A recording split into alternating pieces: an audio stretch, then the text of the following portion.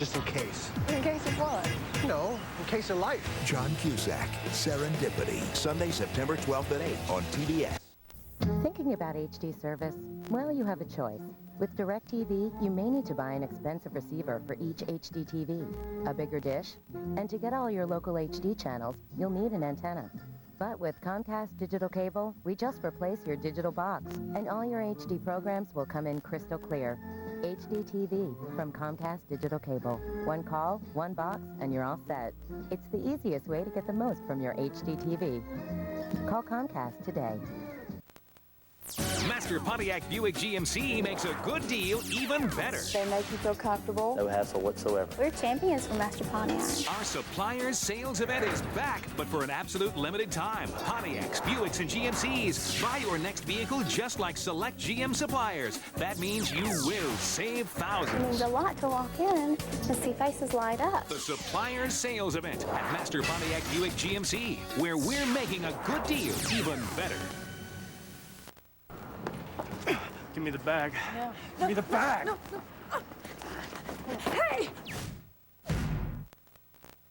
Give me your bag. What? Your bag. It's a baguette. And your Manolo Blahniks. Please, sir, they're my favorite pair. I got them half price at a sample sale. Somebody stop him! He took my strappy sandals! The following is a presentation of TBS Sports.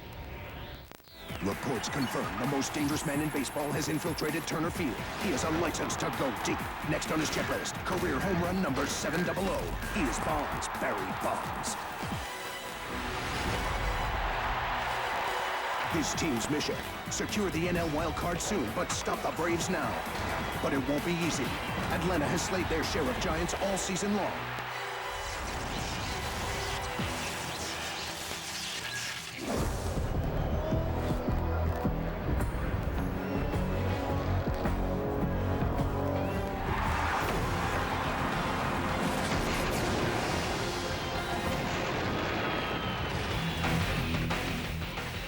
Good evening, everyone, and welcome to another Friday Night Extra on TBS as the Braves play host to the San Francisco Giants in the first of a four-game series.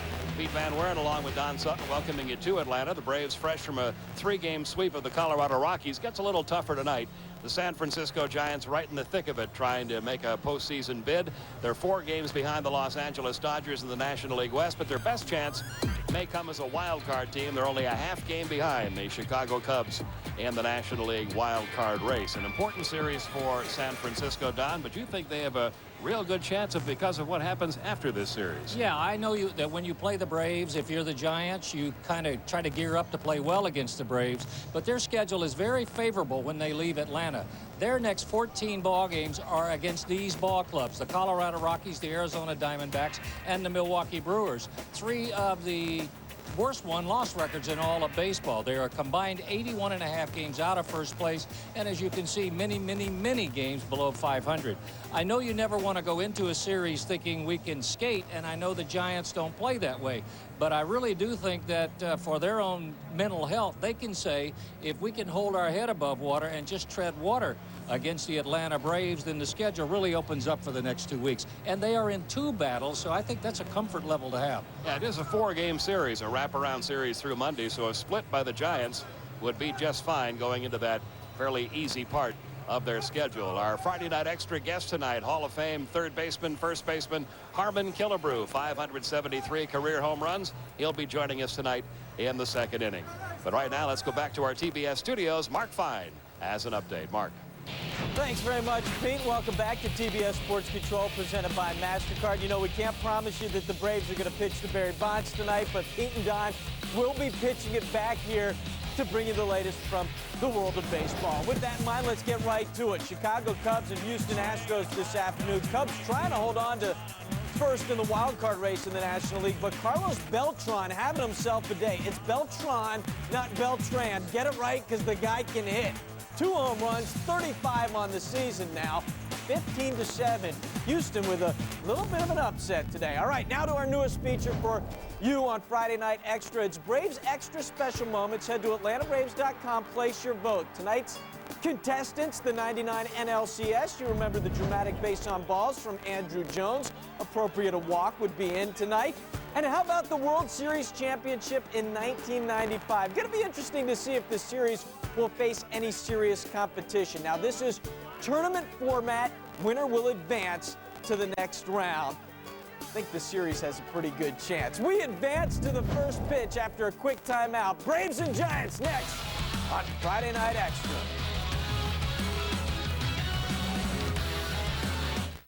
Before you close the door to summer, open your eyes to a fresh coat of paint. You can, only at the Home Depot. Right now, get $5 off all 1-gallon cans of Glidden Evermore paint by mail-in rebate until September 1st. With the largest paint color palette in America, the best supplies to get the job done right, and guaranteed low prices, it's no wonder more people shop the Home Depot for their paint projects. Let us help you start and finish your last project of summer. The Home Depot. You can do it, we can help. She was beauty, brains, and damp. You have to help me. I'm afraid I'm gonna get hurt, and I need cash. You have that insurance, don't you, sweetheart? What insurance? There's the rub. I couldn't remember. When it pays you the dough when you're hurt and miss work. Go ask about it. Whatever it's called. Ask about what? Next time you start on your way, think about the gasoline you choose. Introducing Shell V-Power, our new premium-grade gasoline. It's our most advanced fuel ever. With more than 5 times the required cleaning agents, it's specially formulated to actively clean your engine as you drive. You have enough to deal with out there. Your gasoline can make a difference if it's new Shell V-Power.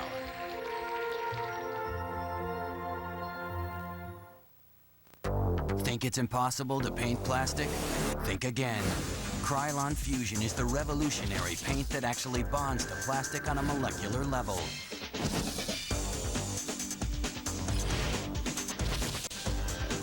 Without any sanding or priming, its unique formula provides a smooth, professional finish that won't flake off. Krylon Fusion, the no-prep super bond paint for plastic. Braves TBS Baseball Friday Night Extra, brought to you by Aflac. Ask about it at work. The Home Depot. Go from wondering how to knowing how. At the Home Depot, you can do it. We can help. Wachovia. Talk to us. And Office Depot. What you need to know.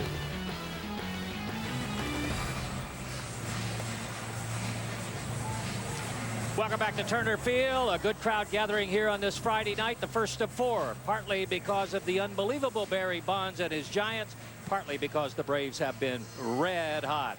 Braves have taken the field. Let's check out the defense. Eddie Perez gets the call behind the plate. He'll be joined in the infield by Chipper Jones at third, by Rafael Furcal at short. Over on the right side, Marcus Giles and the ageless man, Julio Franco. In right field, J.D. Drew will patrol there. In center field, it's Andrew Jones. And when you go around to the left field side, Eli Marrero starting against the left-handed pitcher for the Giants. Giants batting order has this look. Pretty good offensive batting order, too, starting with Ray Durham, then J.T. Snow having a great year, Edgardo Alfonso. Barry Bonds in the cleanup spot, followed by Przinsky, Grissom, and in the final 3, Tucker, Cruz, and Kurt Reeder. Pretty good hitting pitcher himself. Jarrett Wright is on the mound. He'll be making his 26th start.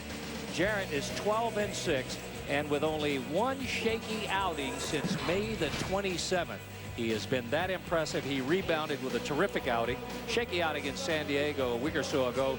Rebounded with a terrific outing out in Los Angeles. There are his numbers. We have ourselves a new umpiring crew, and it's a good one.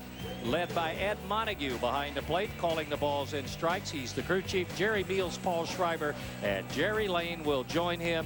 A very veteran umpiring crew. And Pete, I think you like a veteran umpiring crew when you have a series like this. Yeah, it's a very big series, especially for the Giants.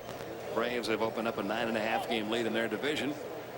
And here we go with Ray Durham starting it against Jared Wright and taking a strike at the knees. This is a veteran-laden lineup that the Giants throw at you. Their least experienced player in the lineup, the least experience, is in his 7th Major League season. That would be catcher A.J. Pierzynski. So you're facing a team of grizzled veterans when you face the Giants, mostly 10-year veterans or more. You're not going to pull out any wrinkles No. that they haven't already seen.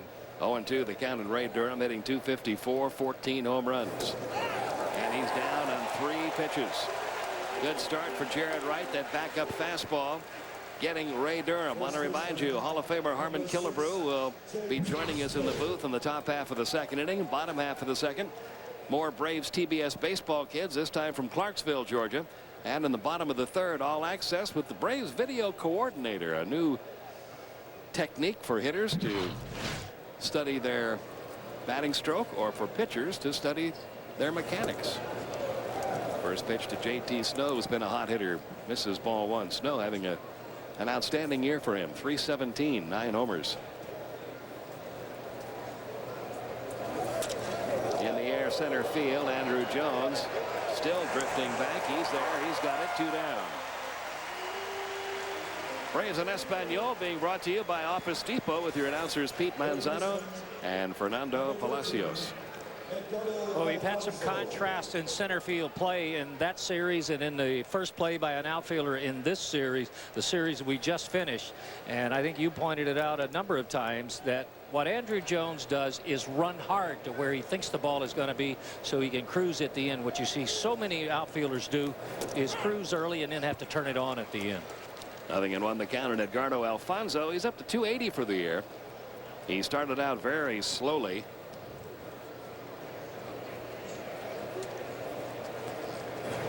There's a ground ball left side deep short, knocked down by Furcal. No throw possible.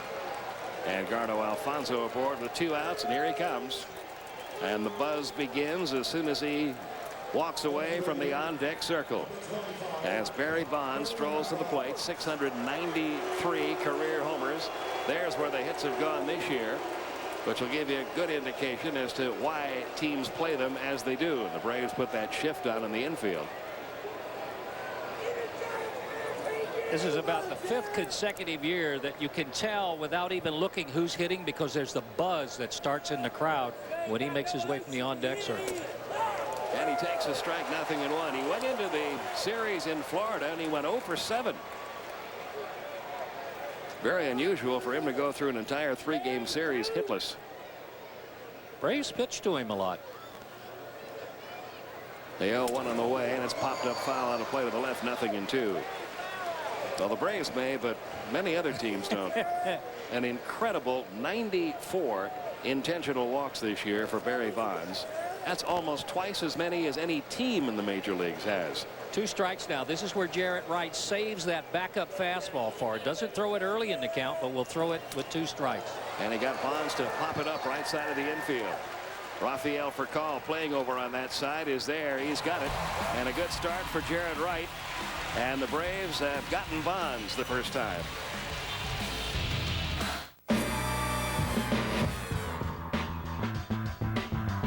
Who's ready to do great things? You bought me a computer? Thank you. You so totally rock. You bought her a computer? Oh, thank you. You so totally rock. Right now, get this student-configured HP Pavilion with Intel Pentium 4 processor available only at Office Depot for just $499.99 with no interest and no payments for 6 months. I'm so set for school. Introducing Summer Takeoff. Stay at any AmeriSuites or Wellesley Inns and Suites and receive $100 off any airline ticket anytime. So check in and take off. For details, visit summertakeoff.com. Baby Ruth is the real deal. And being the real deal is about what's on the inside. Whole roasted peanuts, chewy nougat, creamy caramel. Baby Ruth from Nestle, the real deal.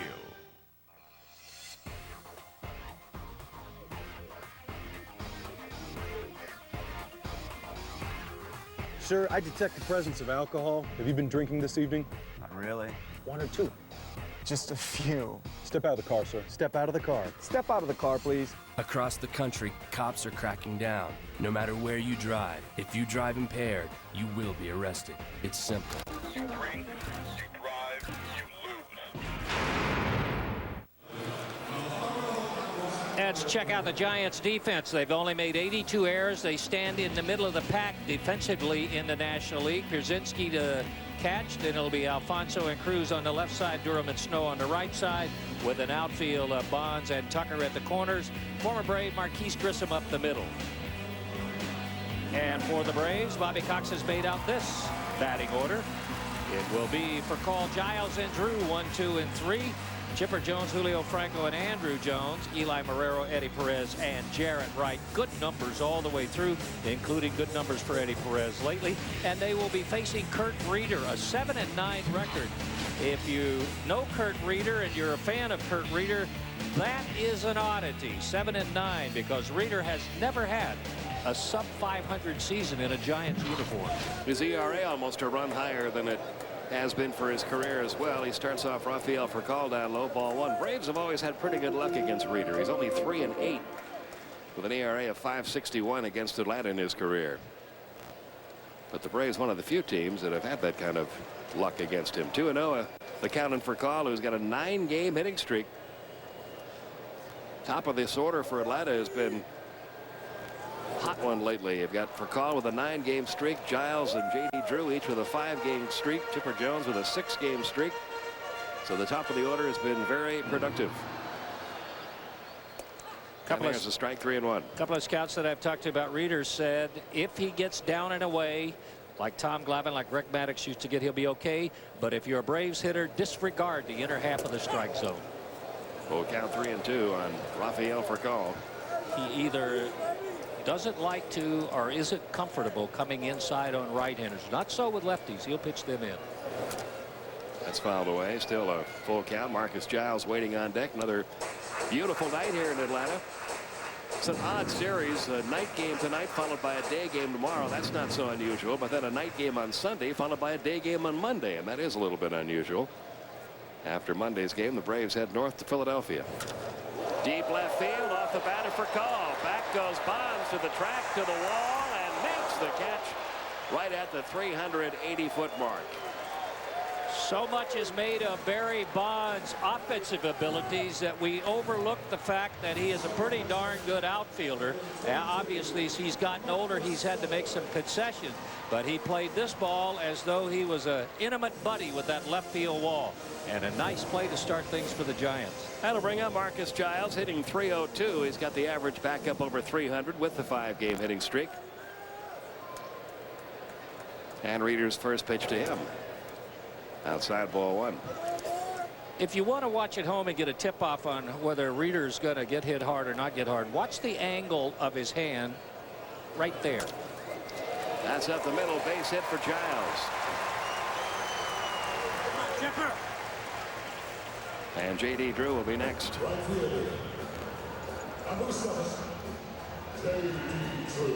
He's not a particularly hard thrower. No, he needs to get movement. And this is a pitch that he didn't get a lot of movement. See, that just kind of went away from him. A little bit later, I'll show you what I mean about the angle of the hand and the wrist. If he keeps his first 2 fingers up a little bit, he stays behind the ball. If the fingers drop down a little, he cuts under it, and he doesn't get that sinking action. J.D. Drew, a 5-game streak, a .307 average. He takes a strike. And it's a simple matter, Pete, of maybe an inch or so. Most adjustments are. Yeah. Whether it's adjustments as a hitter, adjustments as a pitcher. Base stealer, base runner. Yep.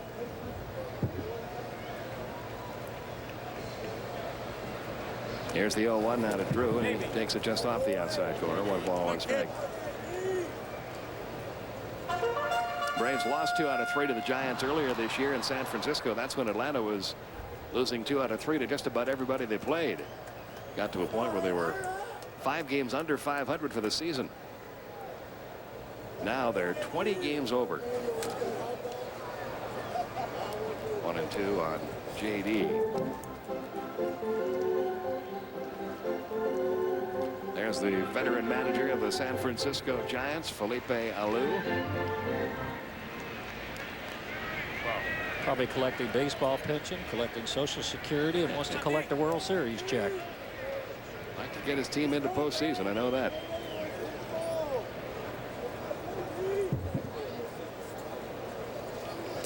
Doing two.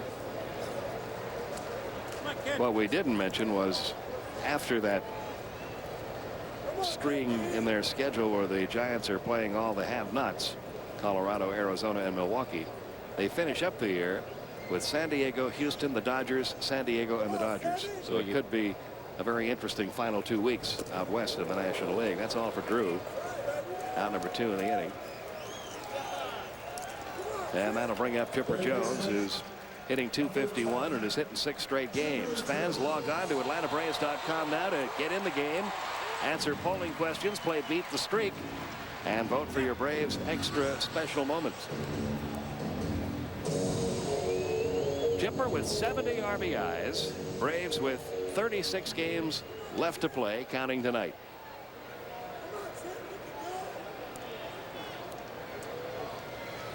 Trying for a 9th straight 100 RBI season. 24 homers, a dozen of them coming out of the right-handed batter's box. Braves have faced a lot of left-handed pitching this year. We can recall years where you'd get this late in the season and you'd look down and Chipper Jones would not have that many right-handed at-bats. But this year, not only is that the case, but it's also for the platoon players, giving them almost, especially since about the 1st of July, about a 50-50 chance of being in the lineup in any given night. Been about half lefties, half righties that the Braves have faced the last 2 months. Those numbers on Chipper Jones make him the best hitter on the Braves club against Reeder. 2 balls, no strikes on Chipper Jones. That's a key pitch for him right there. He's going to need to get a few of those calls so he can stay out there and stay out of the danger zone. 2 men out with Giles at first.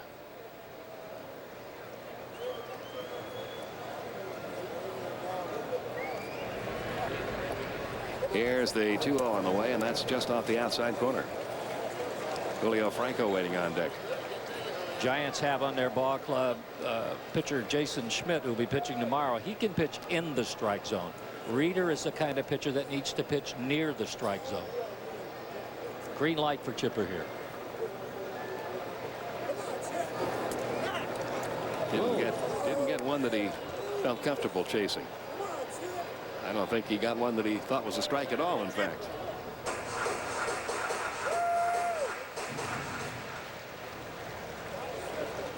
Three and one now.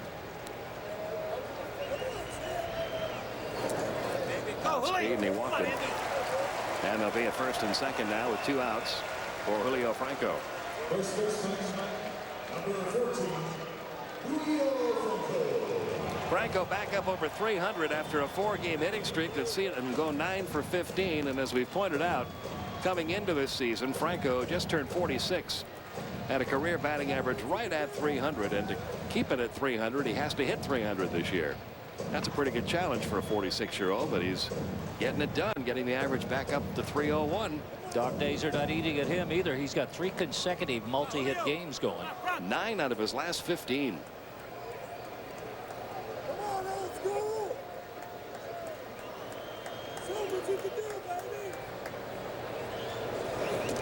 Takes a strike from Reeder, 0-1. Isn't it interesting to sit where we are and watch the way other teams defense the Braves? Remember, the Rockies defense Julio Franco like a left-handed pull hitter. You cannot play him any more vanilla and more generic than the Giants are. Felipe Alou is trademarked sort of as a manager. He's never been a manager that has shifted his defense as radically as some others have, like Bobby Cox. He plays most hitters in the game pretty much straight up the middle. They actually concede a little bit to pull for Franco. We don't see anybody else do that. 2 balls and a strike now on Julio Franco. There are 2 schools of thought about setting your defense. One is that you set the defense where hitters make the most outs, and the other one is you set the defense where hitters get the most hits. I think the best one is you set the defense where the hitter hits the ball most of the time. Braves have had over the last 30 years managers of both styles, And there was one particular manager that used to really get his pitching staff. He's not with the Braves any longer, by the way. He used to get the pitching staff pretty upset because he would send the defense to where most of the hitters, opposing hitters, got their hits. And so those outs were all dropping in. So now you got to revert back to where they get most of their hits, where you're used to get most of your outs. That's a yo-yo defense. Yeah, the other school of thought is just play everybody straight up and make the pitcher make the pitches. Yeah. But I think if you have a pitching staff where they control the ball and put it where they want it most of the time, you can almost predict after watching hitters where they're going to hit the ball most of the time, and you kind of close those holes up. Well, you won't see a whole lot of shifting with the Giants. 3-2 on Franco. The runners will be on the move here with 2 outs. There they go. And the ground ball to short is fielded by Cruz. He'll throw on to first in time. And that'll do it for Atlanta in the first inning. No score at the end of 1 when we get back. 573 career home runs for this man, Harmon Killebrew. He'll be our Friday night extra guest.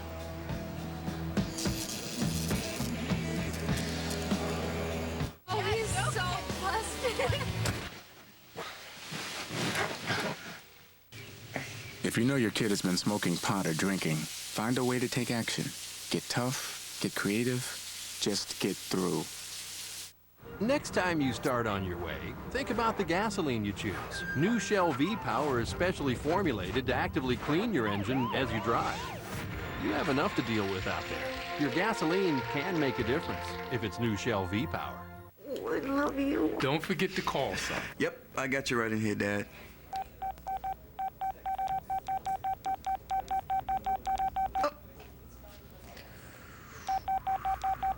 Sign up for the Family Share Plan, and now the whole family can make unlimited in-calls to each other and any other Verizon Wireless customer anytime without using any planned minutes from our national in-coverage area. Plus, buy one LG 3200 for $29.99 and get one free. Oh, I need to call her back.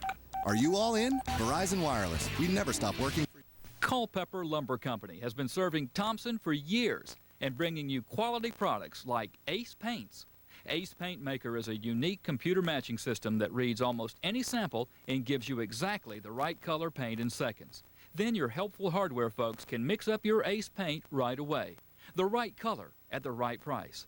You'll find thousands of products to help you finish any home project at Culpeper Lumber Company, Thompson's local Ace hardware store. Sunbelt Nissan 04. It's been a great story. Thousands experience Sunbelt service, the quality and style of Nissan, and the best possible price. Now is an exceptional time to buy an exciting new Nissan during our model year-end clearance and Nissan's bottom line national sales event. With our huge selection, thousands in factory cash, 1% interest, and model year-end prices, the absolute bottom line is you save big at Sunbelt. Sunbelt Nissan. It's a Sunbelt. Model year-end prices and factory cash during the bottom line sales event at Sunbelt. No score as we go to the top half of the second inning. Pete Van Weer and Don Sutton joined by Harmon Killebrew, our Friday night extra special guest tonight. A.J. Pierzynski, Marquise Grissom, Michael Tucker due up here in the top half of the second. Pierzynski, a .296 hitter with 10 homers. He's the lucky guy who gets to hit behind Barry Bonds. And welcome to our broadcast, Harmon. You get to very timely. You're familiar with this young man. Yeah, I sure am. Thank you very much, Don. Pete, it's good to see you again. Yeah, we just saw you up in Cooperstown a couple months ago. Pierzynski was one of my favorite guys on the Minnesota Twins. I hated to see him leave. He was a great guy on the field, but also a leader off the field. One ball, 2 strikes. Got himself in a little bit of trouble at the beginning of the year. He's a very outspoken guy, and I guess I'm not sure what happened there, but he fell in a little disfavor with the Giants. Well, I think Barry Bonds liked it because it took some of the attention away from him. But you got yourself a pretty good right-hander in that bullpen for him, didn't you? Wasn't that the Joe Nathan deal? That's right. Yeah. Boy, he can pitch. He has done an outstanding job. I think he's only missed 2 save situations so far this year. He's just been great. And a wonderful guy, too. Here's the 1-2 now to Pierzynski, and there's a base hit to left. Hit number 2 off Jared Wright. I don't know how many hits I saw him get like that when he was with the Twins, but he got a lot of them. Marquise Grissom will be the hitter. Well, Harmon, your association, of course, in Major League Baseball started with the Washington Senators, and then you moved with them to Minnesota. And I know you've done a lot of work with the Twins. But when you see a Barry Bonds and the numbers that he is approaching right now, and you think back on your career and the career of other contemporaries of yours and some of the numbers they put up, what does that do for you guys? It makes me feel like I should have played a couple of more years, I think. No, I think it's outstanding, and people have said to me, Pete, aren't you disappointed that Barry Bonds passed you up or Mark McGwire? And I said, no, not really. That's baseball. I passed a few guys up along the way myself. So that's the way baseball is. And I think raised in a baseball family and a baseball environment, Barry Bonds, like most people, is very aware of the names there. And I've always maintained it's not the number as much as the company you get to join. Well, that's very true. And it's still hard for me to believe, Don, that I'm in that company with fellas like Aaron and Ruth and Bonds and Mays, McGwire, Frank Robinson. Payetteville? Payette, Idaho, yeah. Thriving metropolis? I was just happy to be here. Yeah, about 4,500 people. And let's see, it was a rainy day, and you've been doing your homework. Yeah, let's see, a scout showed up, and I think you hit one into the next county. That scout was the farm director of the old Washington Senators, a great third baseman, Ossie Bluegee. And it didn't look like we were going to play the ball game. We played that night. I hit one in a beet field. And he stepped it off. The next day he said it was 435 feet, and he thought that was a pretty good hit for a 17-year-old kid. He called Mr. Griffith and said, hey, rather than have him work out, I think we should try to sign him. And I ended up signing with the Washington Senators. And that was in the days of the bonus baby rule, right? You went straight to the big leagues? I went directly to the Washington club. Second strikeout for Jared Wright. First out of the inning as Marquise Grissom goes down. Michael Tucker will be next. Coming up in the bottom of the second, Braves TBS baseball kids will visit with a 7- and 8-year-old Little League team from Clarksville, Georgia, who learned it doesn't really matter if you win or lose. Baseball's just fun to play, and we'll see that group. Bottom half of the inning. Here's Tucker. He's in a long slump for him. 0 for his last 18, hitting .269 now for the year. Former Brave. In fact, he hit the first ever home run by a Brave here at Turner Field. First year it was open. Speaking of that, Pete, don't you think it's a little bit easier to hit him in the old ballpark than it is in this one here? Oh yeah, this is a much fairer ballpark. Pitchers, you don't find many pitchers complaining about this place as they used to about the launching pad across the street. Well, from 380 to the foul pole in left, and from the Coca-Cola sign to the foul pole in right, it'll jump. And occasionally to left center if you don't have a breeze coming through that gap. But you got to get some serious hang time to get it out in right center. I remember when Jeff Burroughs came over to the Atlanta Braves. He was a guy that wanted to hit for a high average, hit the ball all over the ballpark, but he had some great power. And I knew he was going to hit a lot of home runs when he came to Atlanta, and that's exactly what he did. Yeah, hit 40 one year. Yeah, the old ballpark had shorter dimensions and it was also sunk way down below ground level, and there was no circulation, no breeze. Here you get a little cross breeze almost every day that knocks a few fly balls down, possibly at this one. Marrero near the warning track and left for the catch. Yeah, the old ballpark just across the street, still some indications that it was there. The monument where Hank Aaron hit his famous home run, and I can tell you for a fact it held the heat and the aromas quite well. Yes, it did. Yes, it did. I remember playing some exhibition games here. That's about as close as I got to that ballpark. That could be a steamy place on an August night. Here's David Cruz batting .313. Yeah, this is a marvelous ballpark. A lot of thought went into it, and I think part of the deal was, well, they had to build it for an Olympic stadium, a big oval, but then to make it a fair ballpark. You know that the Braves had good pitching, wanted to help them, but not hinder the hitters. Julio Franco makes the call and the catch. That'll do it for David Cruz. That'll do it for the Giants in the second. Still no score. Hello. Please help me. They're going to kill me. Who is this, Chloe? Oh my God. What do you want? Tell me what I need to know. I don't know. You have a little boy, right? Ouch! Oh, God. Oh, God. Get the kid. My son's school gets out. Hurry. I gotta follow your car. Battery's dying. I have no right to ask you this, but you're my family's only hope. Cellular, rated PG-13, starts Friday, September 10th. Think it's impossible to paint plastic? Think again. Krylon Fusion is the revolutionary paint that actually bonds to plastic on a molecular level.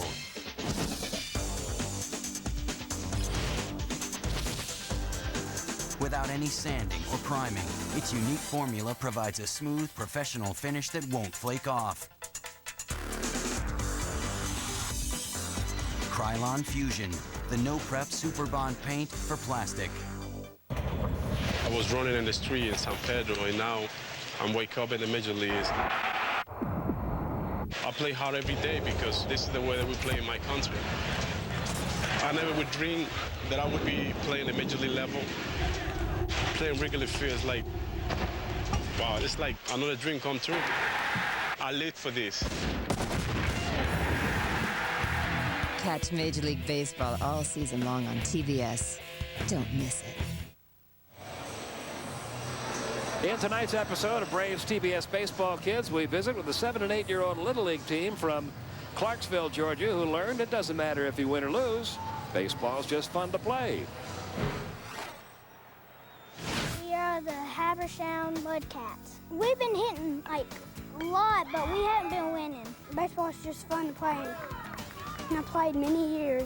I think as parents learned a lot about being patient with our kids and really seeing a winner in each one of them. Our coaches were so patient. We did not care if we lost. We just wanted to have fun. They never got discouraged. They said, well, we had a good time. We're just going to keep on practicing until we get better. If we win or lose, we always do our best. That's exactly right. And we'd like to thank all the fans that have sent us their stories. If you have a story about youth baseball, be sure to send it to youthbaseball@atlantabraves.com or visit atlantabraves.com for details. What do you have, an 8-year-old saying I've been playing this game for many years? I like that. I like that. Great. Well, I like what they said, though. Baseball is supposed to be fun. I think we lose sight of that sometimes. Andrew Jones hitting .264, taking a strike. Here's a guy who doesn't lose sight of it. He loves to play. I think with Andrew and the guy we've got in center field in Minnesota, they got two of the best center fielders in all of baseball. Great instincts from both of them. Yeah, you see them get to a ball, and I know you see Torrey Hunter a lot. Yeah. You see them get the balls, you wonder, how did they get there? I was just watching him over there somewhere. That's right. Well, Andrew, you made a very good point, Don, about him going quickly and then drifting on the ball. And Hunter does the same thing. They found that out very early in their career, I think.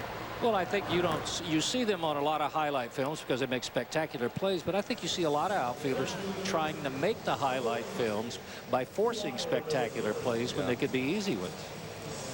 One away, that'll bring up Eli Marrero, the left fielder, who's up to .341 now after another 3-game stretch where he picked up 7 hits and 12 at-bats. We're all talking about baseball should be fun. Seems to me, if I remember my research correctly, you were just shy of 18 when you joined that ball club. Actually, I was still 17. You're right, Don, and turned 18 shortly after I signed, and I went into Griffith Stadium in Washington. It was 405 feet down the left field line. I thought all the ballparks were supposed to be like that. And it was until I went to Fenway Park that I noticed that there's other parks that are not so big. Well, you were a youngster just out of high school. You were with a pretty veteran ball club. A very veteran ball club. In fact, my first roommate in the big leagues was Johnny Pesky. And Johnny is still connected with the Boston Red Sox, but what a treasure of baseball information from a guy like that. Gosh, it was great to room with him and learn those things, and all the veterans were like that in those days. You were received well then. I really was, and it was surprising. That's not always the case. No, that's right. And I remembered what those veteran players told me, and I tried to pass that along as I became a veteran player.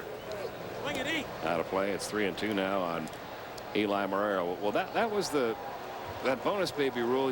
As I recall, you guys would stay up with the big league teams. You didn't get to play very much. You had to stay for what, 2 years, right? 2 years, and then we could go to the minor leagues. And the first year I didn't play much at all. I was up, I think, 13 times or something like that. There's a base hit for Marrero. Took a little bit of a bad hop past diving Alfonso. Major League Baseball and the Boys and Girls Clubs of America are sending kids to the ballpark, speaking of our kids, in support of childhood cancer research. Tickets are available in every market for a donation of just $1. Log on to MLB.com to find out more about it. Eddie Perez, the hitter. Eddie at .218 with a couple of home runs and 9 RBIs.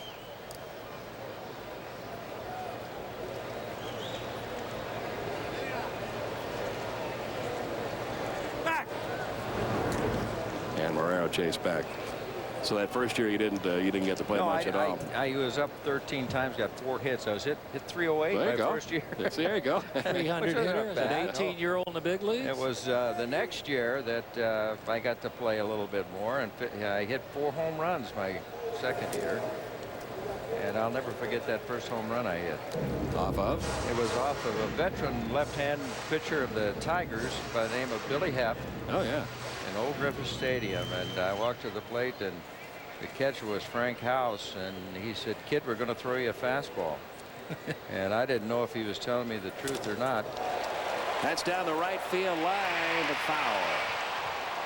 And sure enough, it was a fastball, and I hit it 476 feet.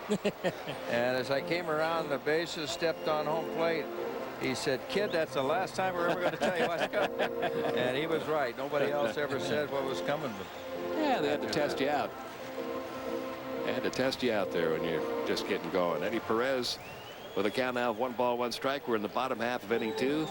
Armin Killebrew, our guest tonight. You mentioned Johnny Pesky, but you had some pretty good baseball people on that club. Pete Reynolds, Wayne Terwilliger, Mickey Vernon, Eddie Yost, Jim Busby. Yeah, Jim Busby was there. That was, as you say, a veteran ball club.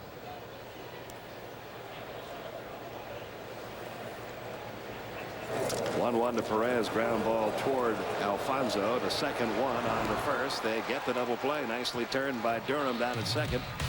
And that'll do it for Atlanta in the second. Still no score. Next time you start on your way, think about the gasoline you choose. New Shell V-Power is specially formulated to actively clean your engine as you drive. You have enough to deal with out there. Your gasoline can make a difference if it's new Shell V-Power. Today, you're a super painter with the amazing Wagner Wide Shot Power Painter. Fast and neat. It lets you paint up to 12 inches wide in one pass. Now, buy a Wagner Wide Shot Extra at the Home Depot and receive a $25 Home Depot gift card by mail. Program in the first, $4. Summer wind. Snacks in the fourth, $25. From across the sea. A soda at the end of the seventh, $3. It lingered there. Friday night, no TV, DVDs, or video games. Priceless. There are some things money can't buy. For everything else, there's MasterCard. Devoted fan of Major League Baseball. What makes someone crave a Wendy's Bacon Mushroom Melt? Is it the quarter pound of beef that's served fresh and hot from the grill? Is it the warm cheddar sauce so loaded with succulent mushrooms that your mouth waters? Or is it how it's combined with strips of hickory smoked bacon that makes it irresistible? Well, as long as it's back, who cares? Get a Bacon Mushroom Melt made just for you today, only at Wendy's. It's better here. And our pickup window's open till 1 a.m. or later. Want more? Get more. Get going to the Chrysler Summer Sales Drive, where you're going to have to hurry if you're going to get the Chrysler you want with a $1,000 bonus for up to $5,000 in combined cash allowances on select Chryslers. But you've got to get going, because these offers end August 31st. Want more? Get going. See your Chrysler dealer today, because summer's almost over, and so is the Summer Sales Drive.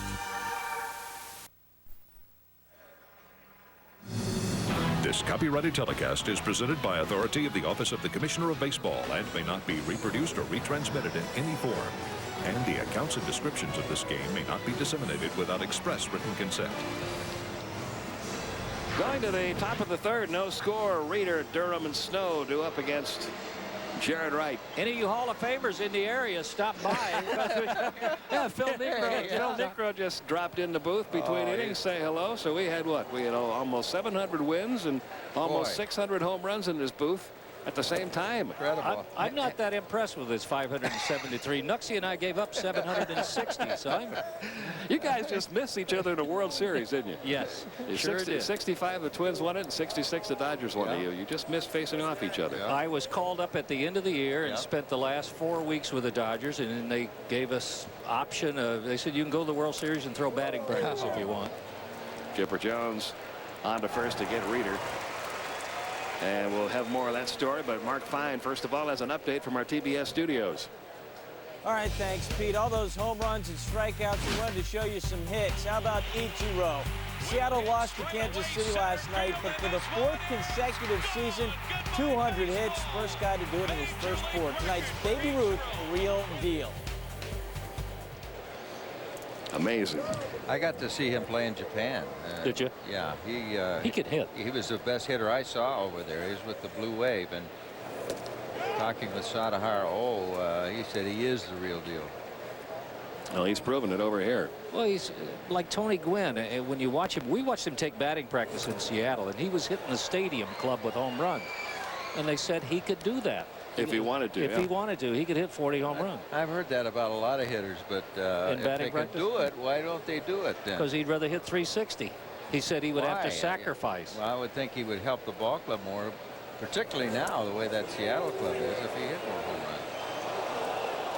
No swing, says Jerry Lane. 1 ball, 2 strikes now on Ray Durham, who struck out his first time. Here's what it looked like from the Giant dugout. And from the angle down the first baseline, you can see how Jerry Lane could say that didn't quite cross the plate. So you didn't want to go and throw BP at the World Series? No. Huh? I went Why home. was that, Don? Because I'd rather go home and go to college. I wasn't going to get the pitch. And in 66, you guys got there, but the Twins didn't. That's right. I had already spent 4 weeks watching big leaguers play. Jared Wright, good backhanded grab of the comebacker by Durham. And that's out number 2 in the inning. JT Snow will be up next. Coming up in All Access, Rob Smith will tell us about his job as the Braves video coordinator. A whole new department in major and minor league baseball. Something different. Pete, youngsters who are called up now with a ball club like the Braves, who, and any other club who has it clinched, you know that you're going to get some playing time.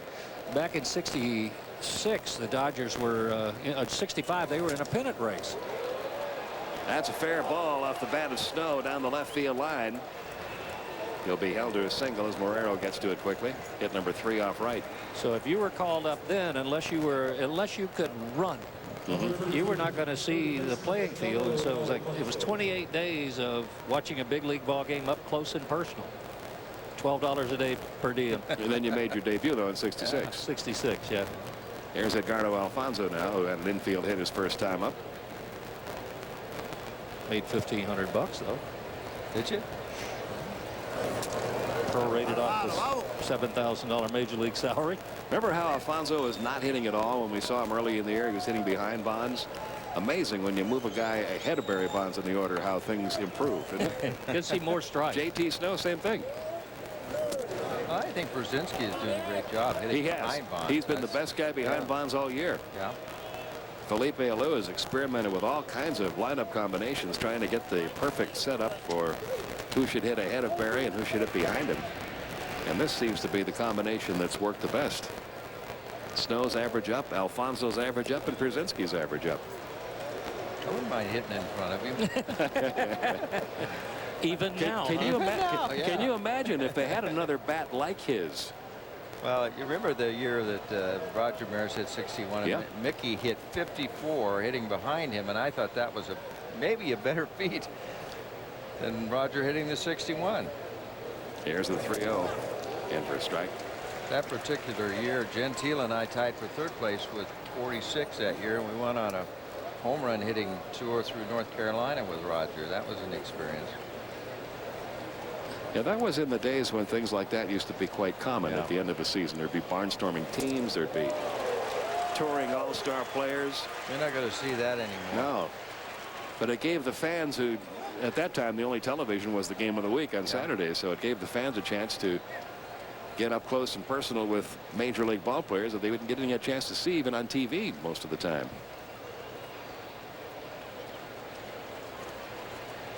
3-2, the runner going is hitting the air to right center.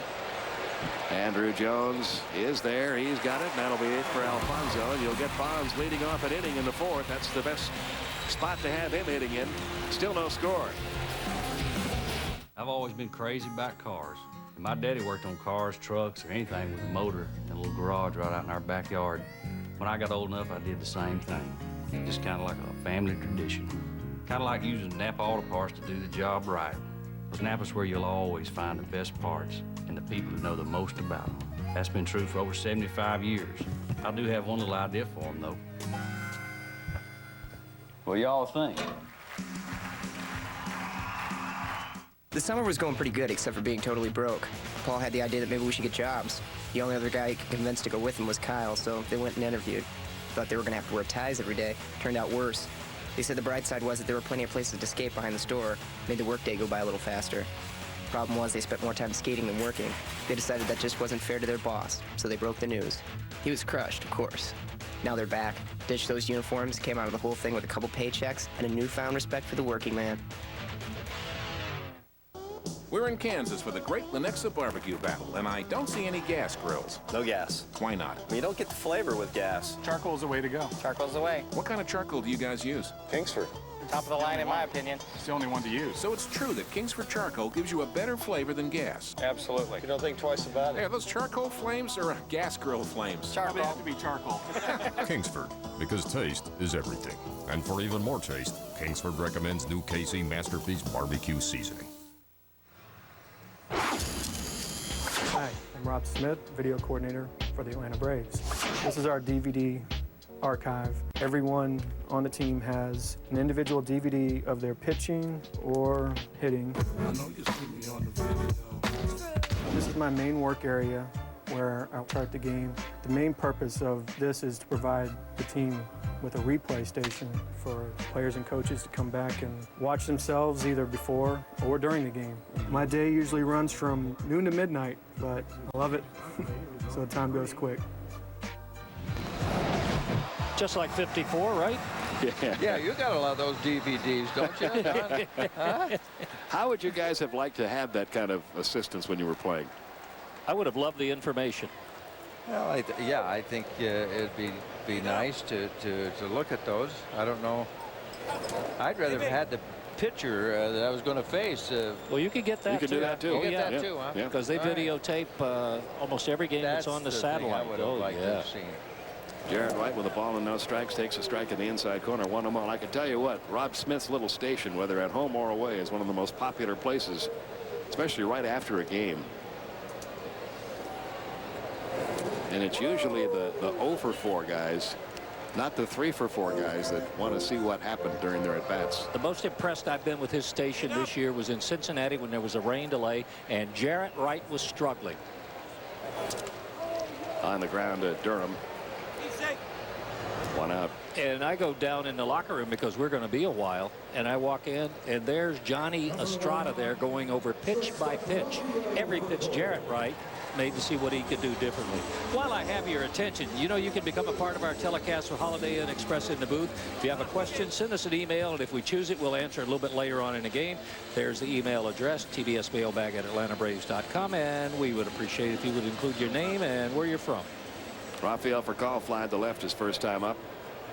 Let me ask you guys this. There is so much information out there now between the scouting reports, the advanced scouting reports, the computerized defense charts, the DVDs of hitting and pitching. Can you overdo it? Can you give a guy too much information? Yes, I think you can. How about as a hitter? Well, I think so. I think that you try to keep it as simple as possible is the best way to do it. I mean, you could overload your mind on a lot of different things that don't really mean anything. Especially a young pitcher, especially a young player of well, look at the stack of stuff they give us to broadcast a game. They give you 45 pages of information. There's no way you can possibly use it all. First thing I noticed when I came into the booth, there used to be 2 sheets. Not only that, but you got it on the computer. You get some stuff, updates on everything. Yes, you sure do. Into right field. That's Michael Tucker for the catch, and Furcall's retired. Well, I think if you're a pitcher, you want to know who's hot, who's not, who likes the ball inside, who walks, who doesn't take anything, who's a first ball, fastball hitter. Let me ask you guys this one. If you were a manager and you got all those statistics and you knew that a hitter hadn't hit well against a certain pitcher, would you ever play him against a guy? If he was a star, I would. Well, yeah, you'd have to.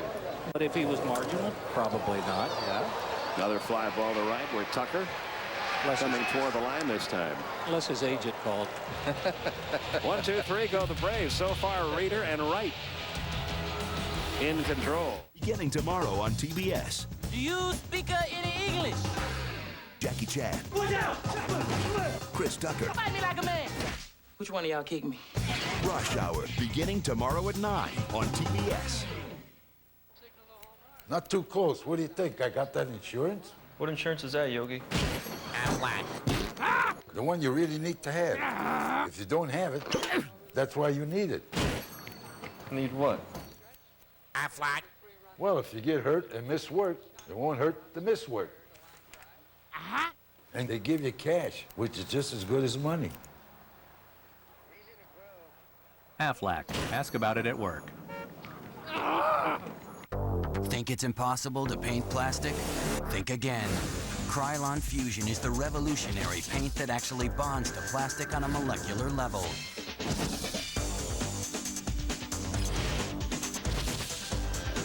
Without any sanding or priming, its unique formula provides a smooth, professional finish that won't flake off. Krylon Fusion, the no-prep super bond paint for plastic.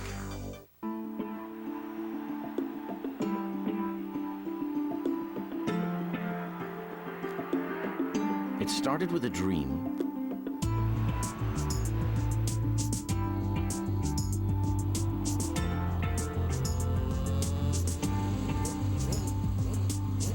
That led to a philosophy.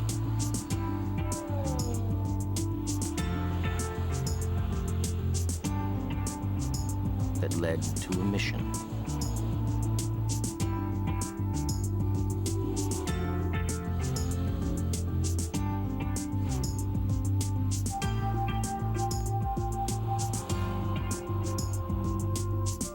Never stop learning.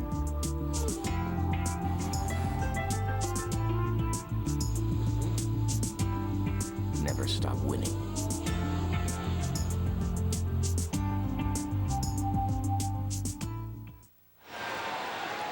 Three pitches and out for Barry Bonds the first time up in our extra motion. The first fastball on the outside corner. Fastball number 2 knee-high outside corner. And then in on the hands. Jarrett Wright, all fastballs, and he got Bonds to pop it up.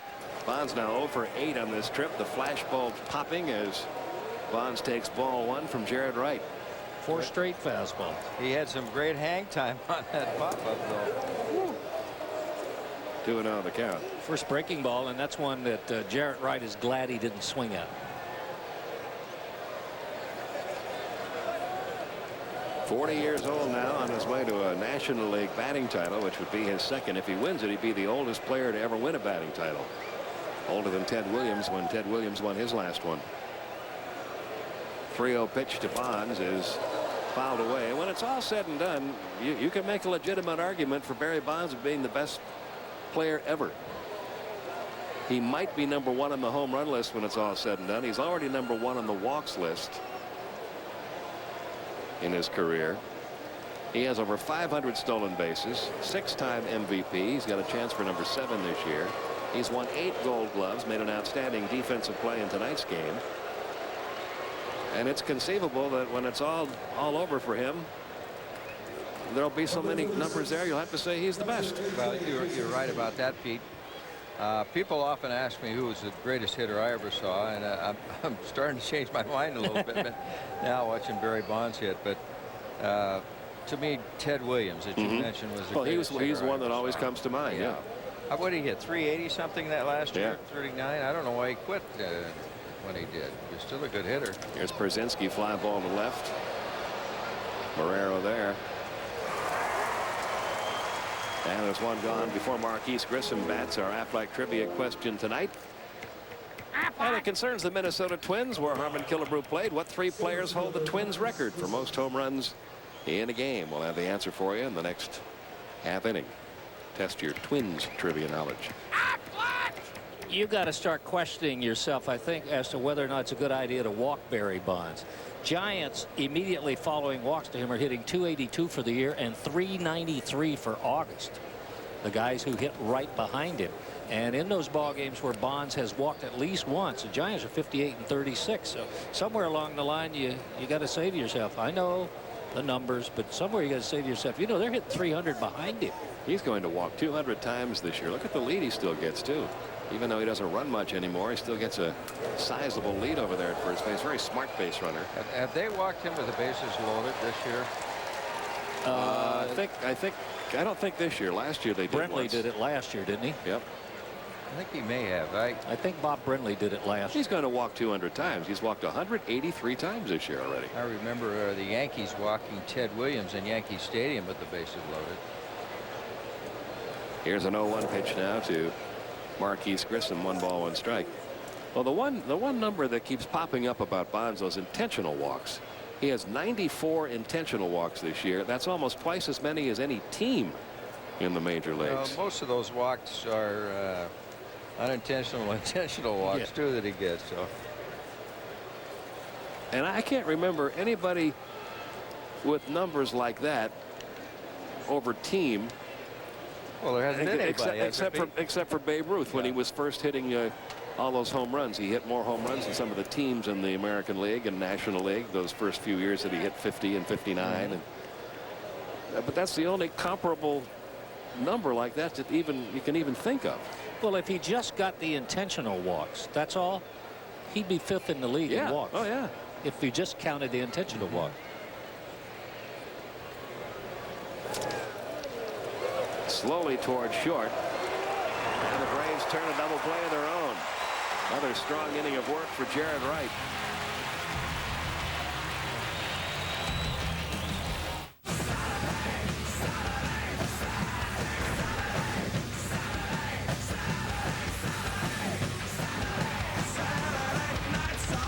Number 2, Oklahoma takes on Houston, Saturday, September 11th, 7 Eastern. Nice phone, Tori. Thanks. It's a Kyocera. It's got text messaging, speakerphone, and it's so easy to use. Doubt it's as easy as mine. I just dictate and it sends a text message. Text Mike. Thanks, Mike. I had fun last night. Thanks, Mike. I have lip fungus. I had fun, not lip fungus. I have fungus. Hot lip fungus. I don't have lip fungus! Wireless phones by Kyocera. All the features, none of the hassles. I do not have a lip fungus. Let it go. Today, you're a super painter with the amazing Wagner Wide Shot Power Painter. Fast and neat. It lets you paint up to 12 inches wide in one pass. The Power Painter. One of the ways Wagner gives you more power, because there's always something that needs painting. Wagner. Paint fast. Paint smart. Next time you start on your way, think about the gasoline you choose. New Shell V-Power is specially formulated to actively clean your engine as you drive. You have enough to deal with out there. Your gasoline can make a difference if it's new Shell V-Power. All vehicles need maintenance, and Butler Automotive has provided complete car care to thousands since opening in 1975. Staffed by ASC certified repair specialists, Butler Automotive also provides name brand tires. Apply for AAA membership now and save on your next repair job.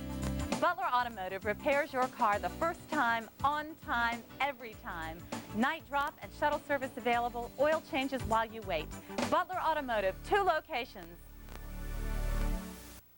Wife Saver's true southern flavor, so put a little south in your mouth. Wife Saver, put a little south in your mouth. Give me that southern fried chicken, southern side dishes too. That southern style seafood, I'll share some with you. Banana pudding is for sweet iced tea. Wife Saver's got the flavor, hey, save some for me. Wife Saver's true southern flavor, so put a little south in your mouth. Wife Saver, put a little south in your mouth. Since 1965. No scores. We go to the bottom half of the 4th inning. Got a partial answer to Harmon's question. He's been walked 20 times, has Bonds, with the bases loaded. We're not sure how many of those were intentional, but I do know that there was one last year.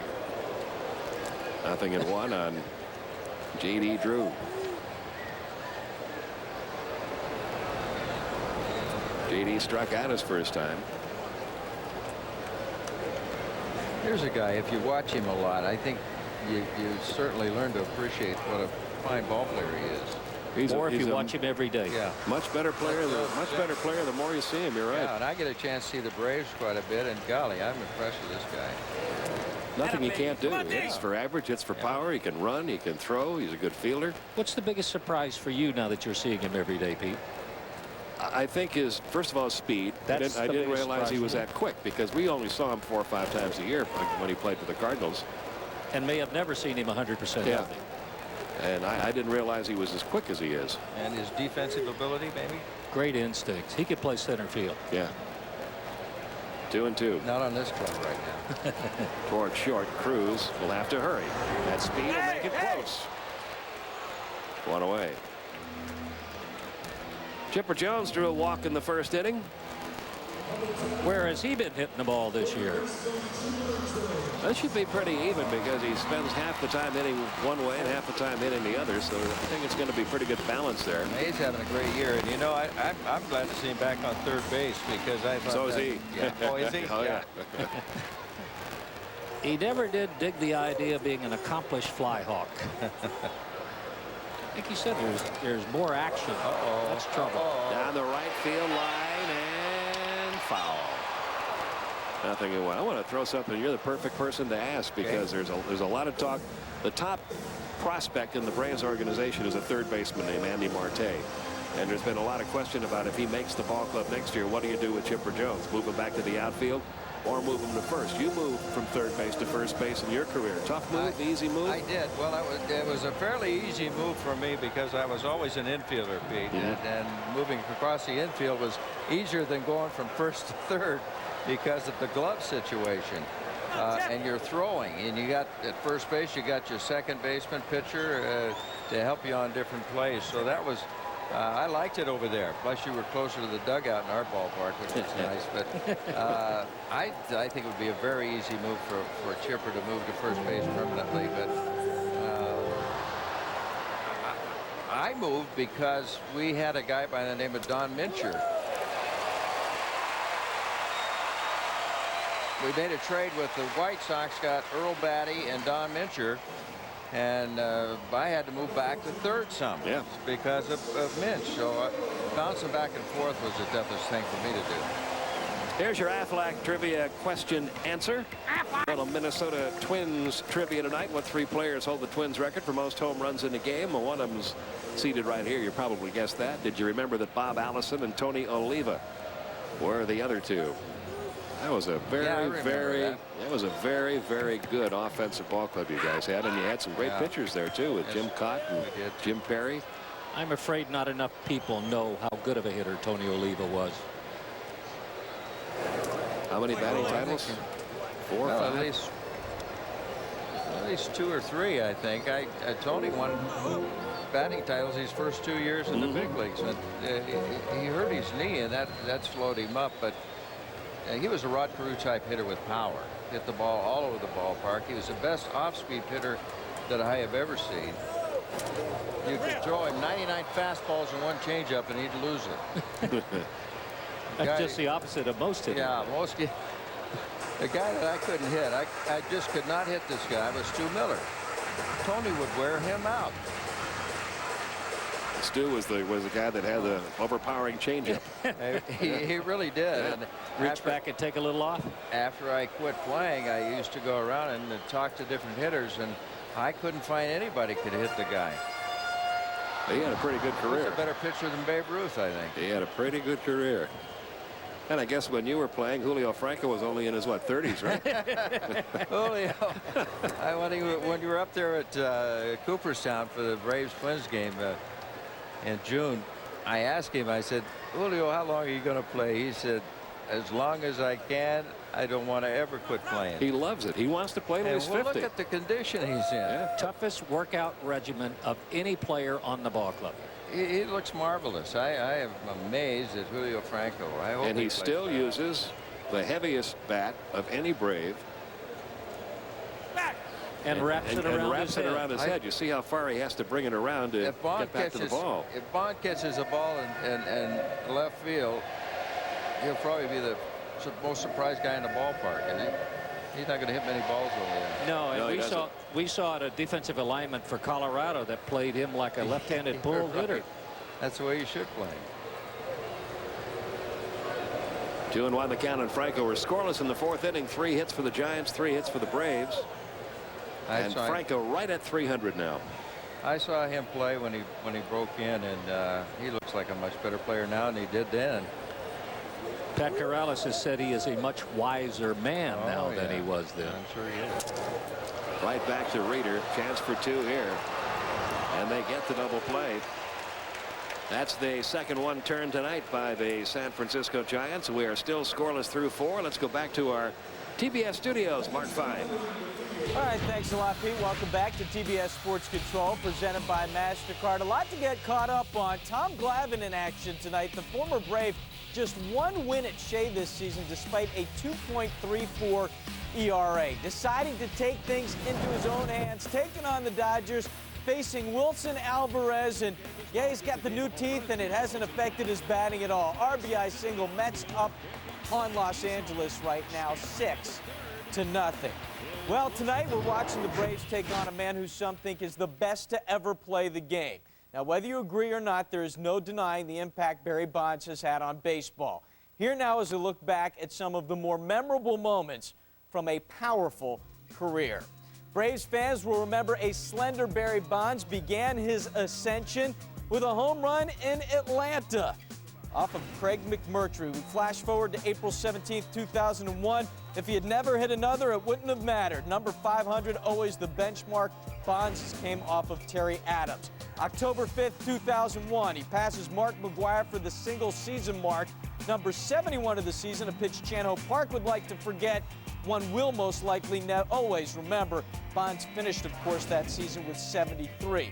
Finally, earlier this season, April 12, 2004, number 660, to tie Godfather Willie Mays, the ball flying into McCovey Cove.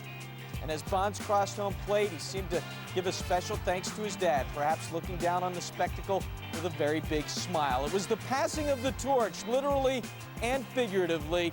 Best part of this story is that it will be continued. That brings us to tonight's Fans Extra Poll. Log on to AtlantaBraves.com. Make your selection. Our question is, will Barry Bonds break Guerin's home run record? It's your vote. Don't waste it. Guys, as we send it back to Turner Field, let's get your thoughts. Will Bonds break the record? Well, let's vote. I think he will. I think he will, too. I think he's certainly capable of doing that. I think it will depend on how his physical body holds up, and if they give him enough pitches to hit. And I think I've read that Hank Aaron thinks he will. Well, he needs 63 to do it, and he's 40 years old, but he keeps himself in terrific condition. Did you have a personal trainer when you played, Don? You did? Yeah. Me and 24 other guys. We shared him. Okay. Don's personal trainer was that pitching wedge. 1 ball, 1 strike on Michael Tucker. Fly to the left. He's now 0 for his last 19, which is a very long slump for him. I'd like to throw some accolades out to a couple of guys in this Braves organization. I think John Scherholz has done a wonderful job here, and you know, to lose players like Sheffield and Glavine and Maddox, and their ball club is still what, 9.5 games out front in this division. I think it's unbelievable.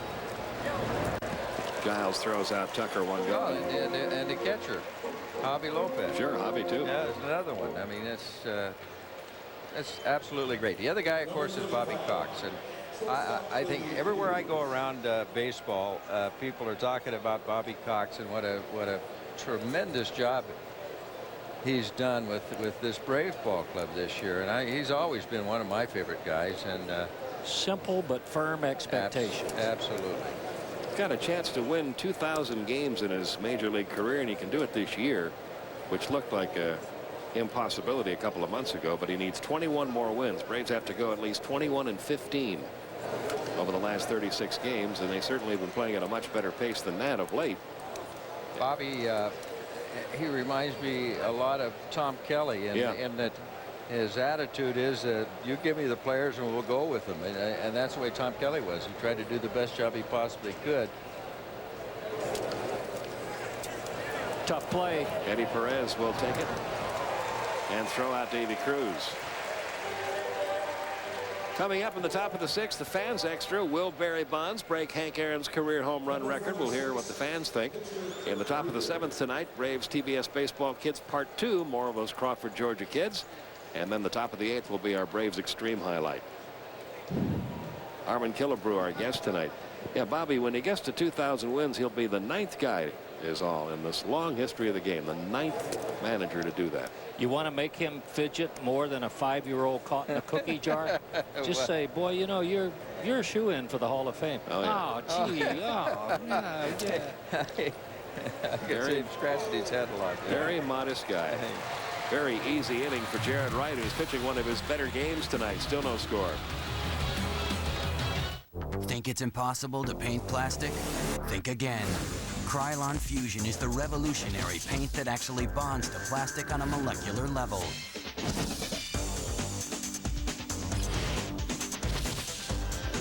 Without any sanding or priming, its unique formula provides a smooth, professional finish that won't flake off. Krylon Fusion, the no-prep Super Bond paint for plastic. Introducing Summer Takeoff. Stay at any AmeriSuites or Wellesley Inns & Suites and receive $100 off any airline ticket anytime. So check in and take off. For details, visit summertakeoff.com. Baby Ruth is the real deal. And being the real deal is about what's on the inside. Whole roasted peanuts, chewy nougat, creamy caramel. Baby Ruth from Nestle, the real deal. Drink, drink, drink, blue eyes that are bright as stars when they're shining on me. Drink, drink, drink, lips that are red and sweet as the fruit on a tree. Drink,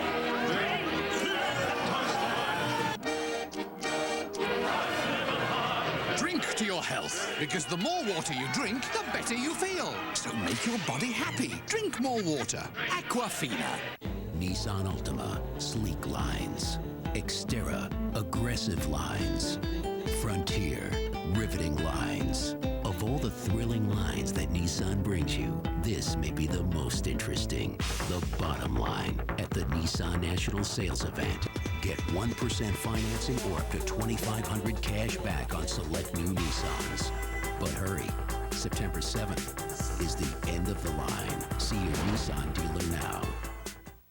Braves TBS Baseball Friday Night Extra, brought to you by Gateway. From LCD to plasma, we've got a thin TV for every room and every budget. And Krylon Fusion, the original no-prep Super Bond paint for plastic.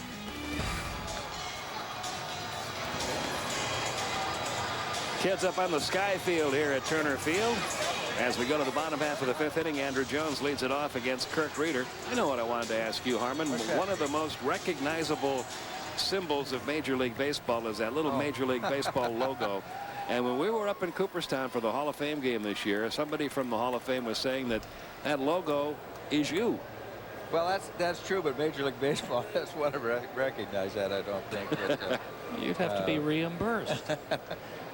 Bowie Kuhn was the commissioner when they started that logo, and I happened to be in the commissioner's office when they were doing the mock-up of that logo right there. Well, you could tell by the big nose. You can tell by that power setup and that power swing. But even though it's not identified as being Harmon Killebrew, it's got to be a kick for you, because you see that thing all over the place. That's the symbol of baseball. That's an international symbol of baseball. I'll tell you, let me take it a step further. Kevin Grabowski has it tattooed on his right calf. Does he really? Yeah, it's down. It's right there. So see, it's on the side of the bases. Takes Harmon Killebrew with him everywhere he goes. How about that? Also the alumni logo happens to be me, but they asked me if they could do that one, so I said sure. I was honored. That is the second strikeout of the game for Kirk Reeder. One away. Eli Morel will be up next, and as he steps in, we'll take a look at our Wagner box score. Not a whole lot of numbers up there in the hit column. Braves have managed only 3. So have the Giants. Eli Marrero has one of them. You started your career in Washington. Washington has been in the news a lot lately concerning the Montreal Expos. You have any feelings about that? Oh, I sure do. I think that they deserve to have a ball club back in the nation's capital. I think if they put it in Virginia, Northern Virginia there, I think they do fantastic. I hated to see the ball club move from Washington to Minnesota in the beginning, and I enjoyed playing there. Great fans, what fans we had. You know, they used to call us first in war, first in peace, and last in the American League. Somebody called the ballpark one night and said, "What time's the game?" And the voice on the other end said, "What time can you get here?" And we remember those days across the street, don't we? Well, we were just starting to become a good ball club when we moved to Minnesota, but I think they deserve to have a ball club back there, and I hope they get one. They probably have to be a National League club, however, and I always thought the nation's capital maybe was an American League city. No, it was for so long, yeah. But let me go on just a little bit and say that, boy, I never regretted going to Minnesota because the weather was still cold there. And you No didn't have question you about didn't have that, a dome when you went up there. No, but the people were wonderful. Yeah. The hearts of the people were so great, and the fans in Minnesota were wonderful. Eddie Perez with a 2-out single. On a 0-2 pitch. That's number 4 off Reader. I know I've been mentioning the Twins and the Braves a lot here tonight, but if you look at our two organizations, I think we have two of the best organizations in all of Terry baseball. Ryan does a terrific job with the Twins. Ryan with Minnesota Twins is a tremendous general manager, and he knows talent. And Jim Rance, the farm director, they do a great job. And of course, 1991, a memorable year when the two teams got together in that 7-game World Series, one of the best World Series ever played. I was talking with Ron Gardenhire recently, and he said he'd like to see a repeat of that. So that'd be fun. That was the only time I can ever remember ever seeing this, but the two teams had so much respect for each other that when the 7th game began, Lonnie Smith, leading off for Atlanta, went up to home plate and shook hands with Harper, the catcher, to start the game. Said, "Here we go, Game 7." That was a great World Series. That was a terrific. I don't ever remember seeing that ever in a huge game like that before. Let me draw another parallel between the two ball clubs too. In recent years, say like the last 12-15 years, they've done a great job of developing their own within the organization. Great scouting. Yeah, they've got a great president over there, Dave St. Peter too. I think has really kept that organization through some really tough times. Has done a great job, and they've got so many great people in that organization, as the Braves do. Jared Wright's 5th hit of the year, and they're at first and second now with 2 outs for Rafael Furcal, who has flied to left and flied to right. Eddie Perez in Arizona said Jarrett Wright with his home run put a little pressure on him, so he hit 2. Well, Eddie Perez gets the single, and Jarrett Wright repays the favor. See if Furcal can hit in a 10th straight game, maybe get that run in. Nobody has scored yet. We're in the bottom half of the 5th. The other thing I remember about that 91 World Series when it was over, and you saw Terry Pendleton in the Braves dugout a moment ago. He's the hitting coach now. He was the batting champion and the MVP of the National League that year. Was how he stayed on the field shaking hands with some of the Twins who were celebrating. It was just a remarkable amount of respect that those two teams had for each other that year. And there really was, as Ken Herbeck said after that series was over, there was no loser that year in that World Series. Now when you go extra innings in Game 7. Ball 1 to Rafael Furcal. Herbeck said at the end of the 9th inning in Game 7 they should have stopped it and given each team half a trophy. Terrific series that year. Here's the 1-1 now to Furcal. Ball 2. Well, my son Cam that lives here grew up as a Twins fan, and I never thought that he would become a Braves fan, and he married into a family that are all Braves fans. So he's become a Braves fan in the National League, and still is, of course, a great Twins fan. 3-1 now for Furcal. Marcus Giles waiting on deck. 2 men on, 2 men out. First real trouble spot that Reader has been in tonight.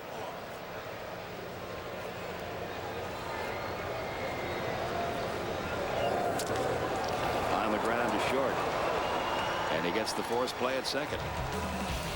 And the 0-0 contest continues as we head to the 6th inning.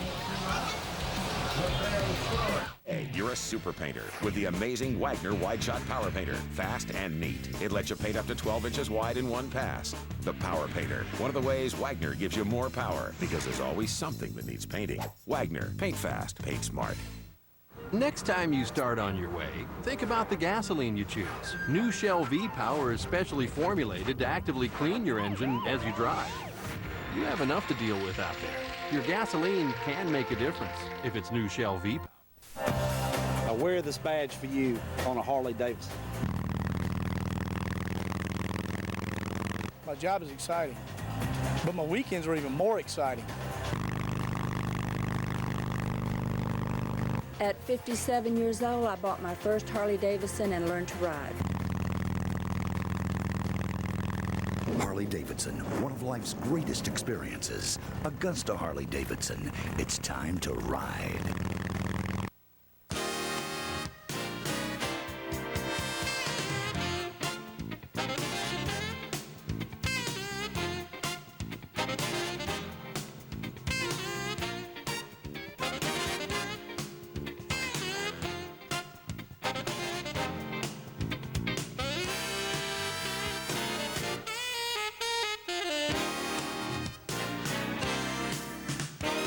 T-Bones, home of the finest steaks known to man.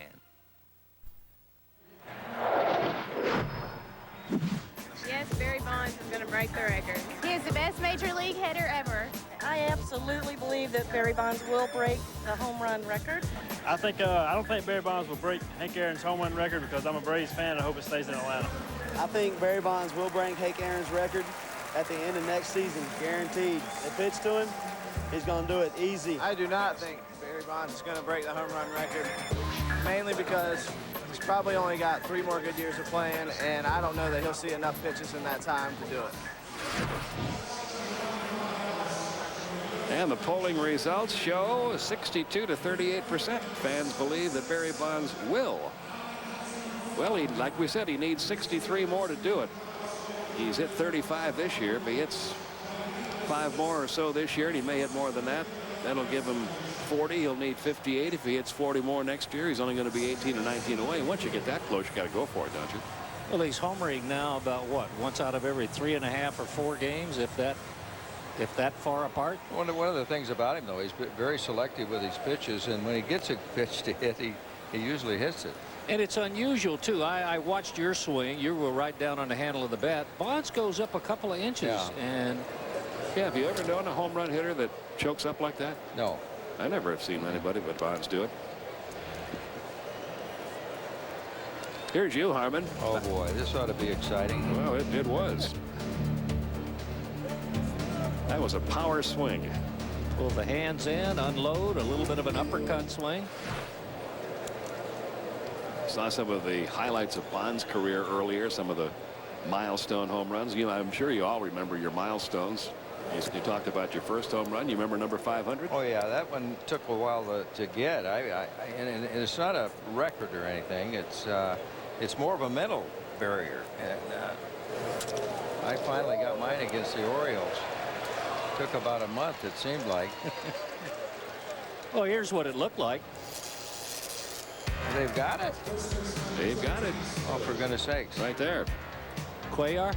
And Mike Cuellar, a curveball. And when I came around, they stopped the game, gave me the ball, and I went back in the dugout, and Bill Rigney was the manager, and he said, I hope it's not as long between 500 and 501 as it was between 499 and 500. And I hit my 501st the next at-bat off the same pitch off Cuellar, curveball. Slow learner, huh?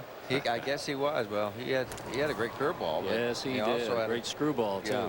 He was part of that great staff they had there for so many years with Dave McNally, Jim Palmer, and Cuellar. Pat Dobson. Dobson. Dobson is with us. He's in town. Was in town last night scouting. Oh, yeah? He was advancing the game for the Giants. He's probably moved on to the next place now, as all advanced scouts do. There's a strike to J.T. Snow. Nothing.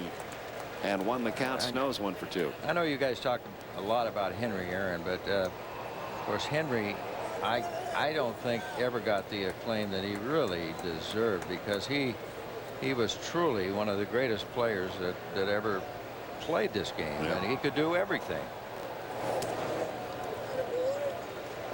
Isn't it ironic too that we're using all those same terms to describe the guy chasing his record? He could run, throw, could play defense, hit for average, and hit for power. Yeah. And besides having the home run record that Bonds is chasing, Hank Aaron, the all-time RBI man in baseball, top 10 in a whole lot of categories.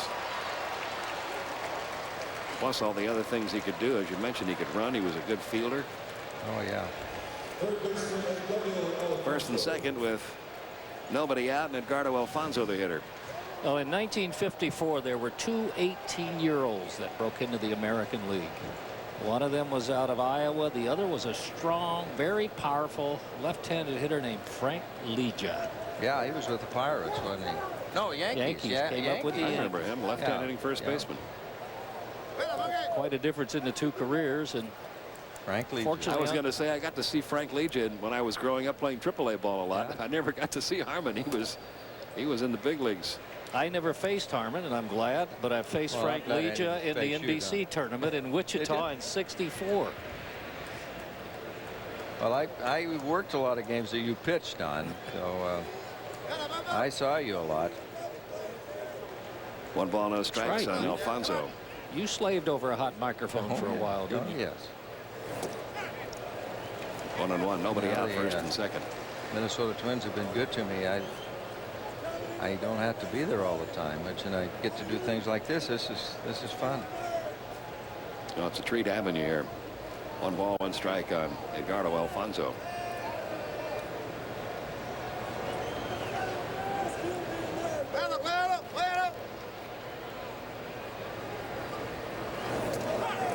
Good pitch, huh? You know, too. And people at home might be wondering, well, why don't you bunt him over to third? Well, if you bunt him over to third, they're going to walk Barry Bonds. That's right. So you're almost as well off having Alfonso pop up as you are giving up an out and having him bunt over. If they can get Alfonso out, it'll be interesting to see what they do with Bonds with 2 men on in a tie game. He's been walked a lot in situations like that too. It's not quite the same as a bases loaded walk, but it's almost. I'm talking about if runners are still at first and second. I think with the game on the line, you always treat Barry Bonds as though first base is open. Yeah. With the possibility. Well, most teams do. 2-2 on Alfonso. Bonds on deck.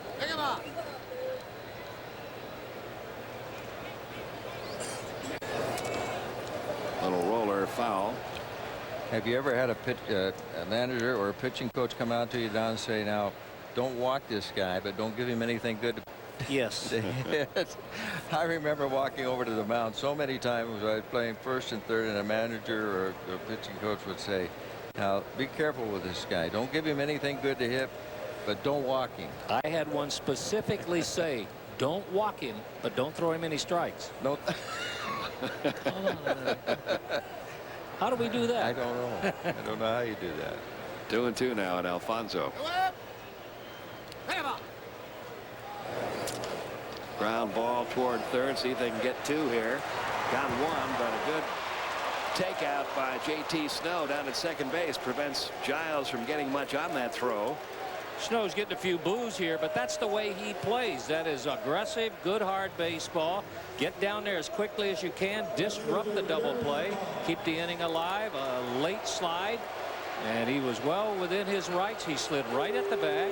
Same thing Marcus Giles would do if he had a chance to break up a double play. Well, here's a situation we were talking about. You have runners first and third, and Bonds at the plate in a tie game. Well, it's not going to be intentional, at least to start. He has popped out to short and walked. Up there now with runners first and third and 1 out.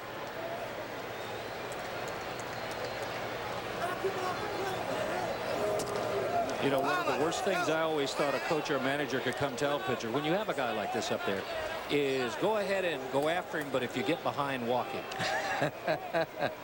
I think you ought to tell him right now, either try to get him out or walk him, but don't, don't try to walk him high wire. 2 balls, no strikes.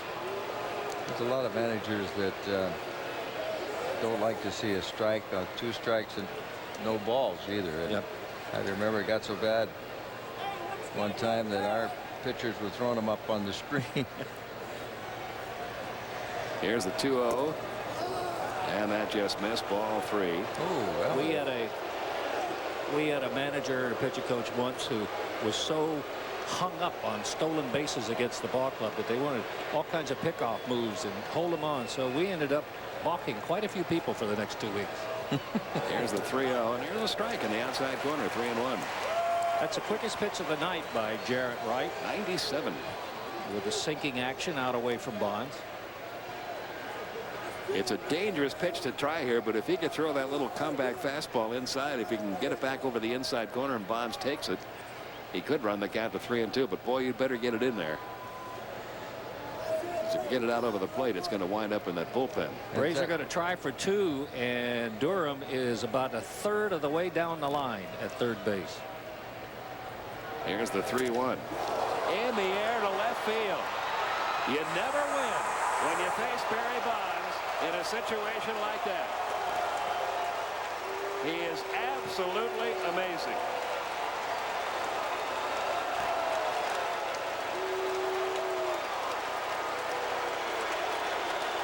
Number 694.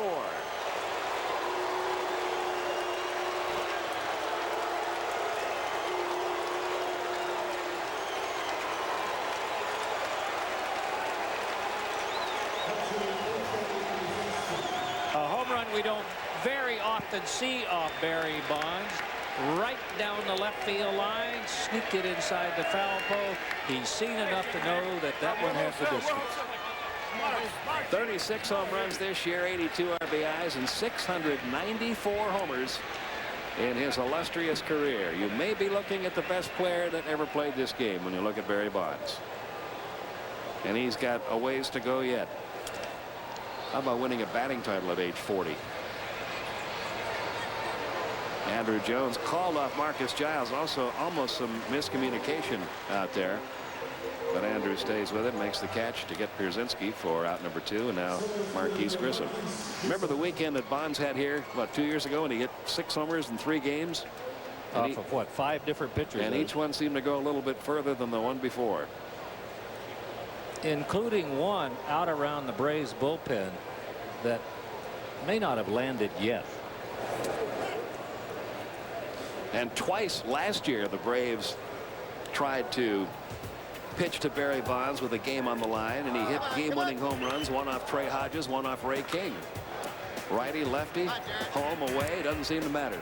There are a number of publications today around the country where they were writing about that weekend and blaming the Braves for getting him all fired up in that stretch that he's in. What was that, 179 homers since that time?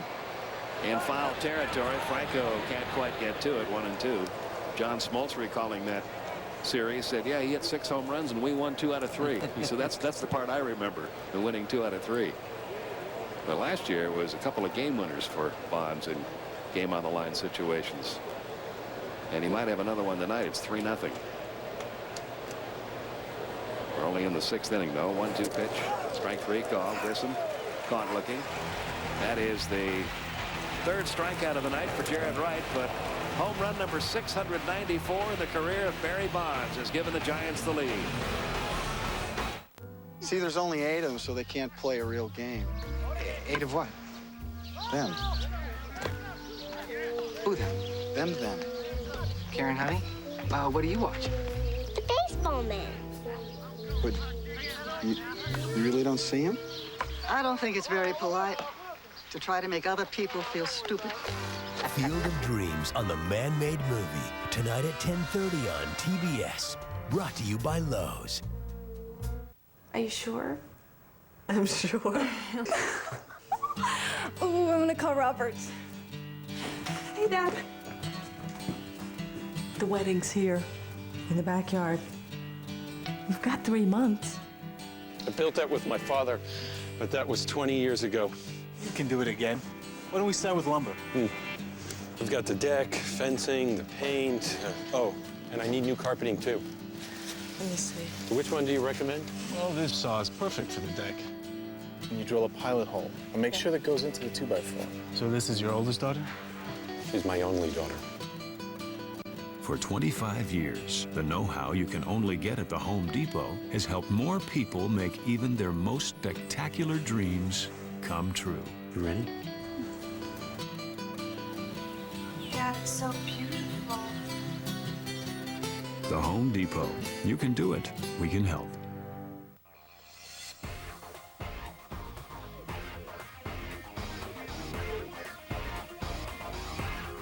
Sir, I detect the presence of alcohol. Have you been drinking this evening?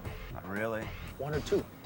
Just a few. Step out of the car, sir. Step out of the car. Step out of the car, please. Across the country, cops are cracking down. No matter where you drive, if you drive impaired, you will be arrested. It's simple. You drink, you drive, you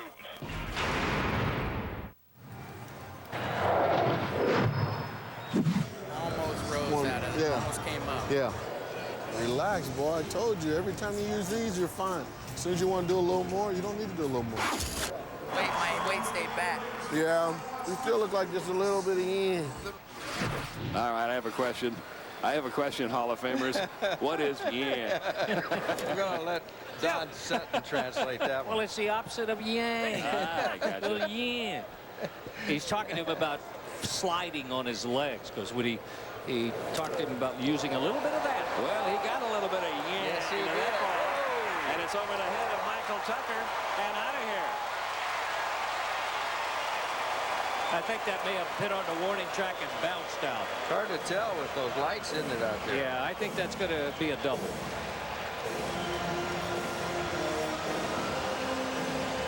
See, not much yin in the legs there. He stayed back, kept the weight back. Yeah, just like you do it on the golf course, Don. Yeah, like you did hitting homer.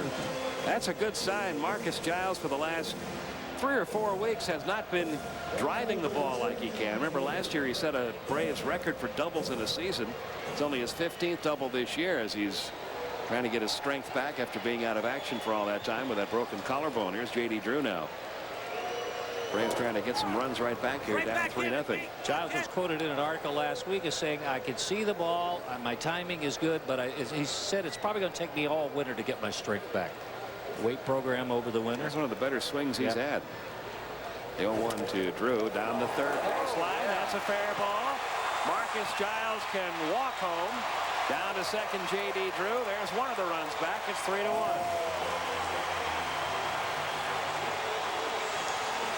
RBI number 78 for J.D. Drew. And his 21st double and a page out of Barry Bonds' book. Bonds took it the other way for a homer. Drew just shoots it inside of the bag. Look how far off the line Alfonso was playing.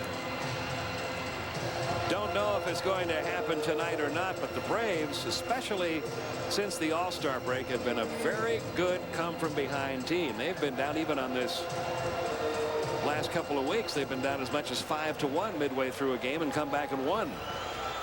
Here's Chipper Jones, who's walked in singles.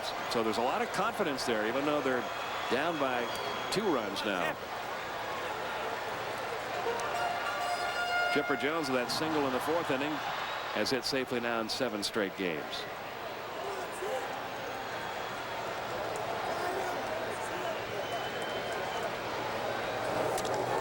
High and deep to right center. Back goes Grissom. We are tied.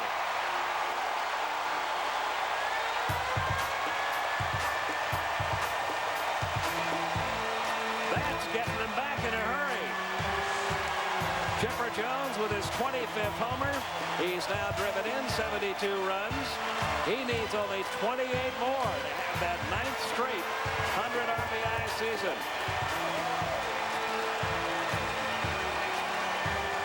And when you're a guy like Reeder, who's been going through some struggles, and you're successful the first 2 times through the batting order, it's usually the 3rd time for a change of speeds pitcher where if you're going to make mistakes, you're going to get punished for it. Well, not too many guys can hit the ball that far the opposite way, and Chipper is one of those guys. He just went with that pitch real well. That's his stroke. When he's hitting the ball left-handed and right-handed, staying back and extending, he hits the ball a long way. And he makes better contact, makes more contact.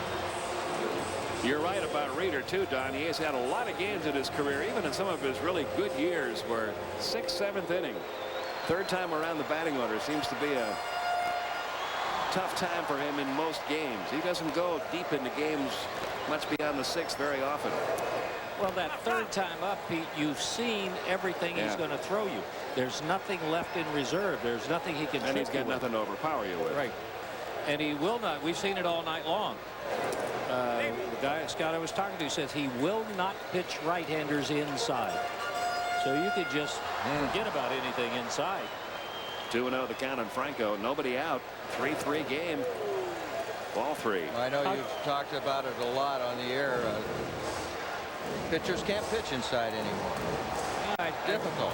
Well, there are a lot of organizations that don't want it to happen, but I just think that we've got the fear factor and the argument factor. But how would you like to have played your whole career knowing you were only responsible for 8 inches of the strike zone as a hitter? It makes it a lot easier to hit that way, no question about it. We just thought it was part of the game. Who was the most intimidating pitcher you ever faced? Oh, there was a lot of them. A couple come to mind. Jim Bunning was that type of pitcher. Pitched inside. My ribs still hurt from getting hit by him. And we always felt that if you let the pitcher know that bothered you, they're just going to keep throwing at you. Well, it ended quick here tonight for Kirk Reeder, didn't it? Had a 3-0 lead going into this inning. Couldn't get anybody out. A double by Marcus Giles, a double by J.D. Drew, a 2-run homer by Chipper Jones, a walk to Julio Franco, and a tie game ends the night for Reeder. I am a soldier, an army of one. Even though I am part of the strongest army in the world, I am my own force. With the latest technology, training, and support, who I am has become better than who I was. And I'll be the first to tell you, the might of the U.S. Army doesn't lie in numbers. It lies in soldiers like me. Specialist Mark DeCarli. I am an army of one, and you can see my strength.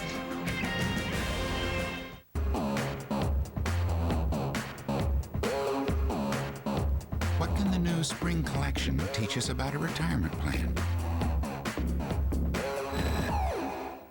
Thank you, parents. Are there any other questions? Yes, I have a question. What works for someone else It's about carpool. may not work for you. Talk to one of our financial advisors. Together we can achieve uncommon results. Wachovia Securities. A quick exit for Kurt Reeder. It has been the home run ball that has been the responsible for all the runs.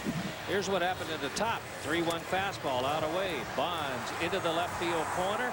That gave the Giants their 3. Then Chipper Jones with a runner at second base. J.D. Drew takes it the other way. That's the hardest part of the ballpark. But we were sitting here between innings, about the 4th inning, and our guest Harmon Killebrew said, it's going to be home runs deciding this tonight. And boom, here we are. Well, it happened quick, too, didn't it? Sure did. No score for 5 innings, and all of a sudden we've got a 3-3 game. This is Matt Hergis on in relief of Reeder. First time we saw San Francisco this year, Hergis was the closer for the Giants. He's lost that job now to Dustin Hermanson, who was taken out of the starting rotation to move out there because Hergis's ERA has taken a hit up to 5.5 now. This will be a 62nd game. Well, that earned run average is up over 5, but if you look further into the numbers, he's allowing 2 base runners an inning. 83 hits in 58 innings. Wow. Throw in there a bunch of walks, and he's pitched out of the stretch a lot. Andrew Jones with the runner at first. Andrew's 0 for 2 tonight. He's popped to first and struck out.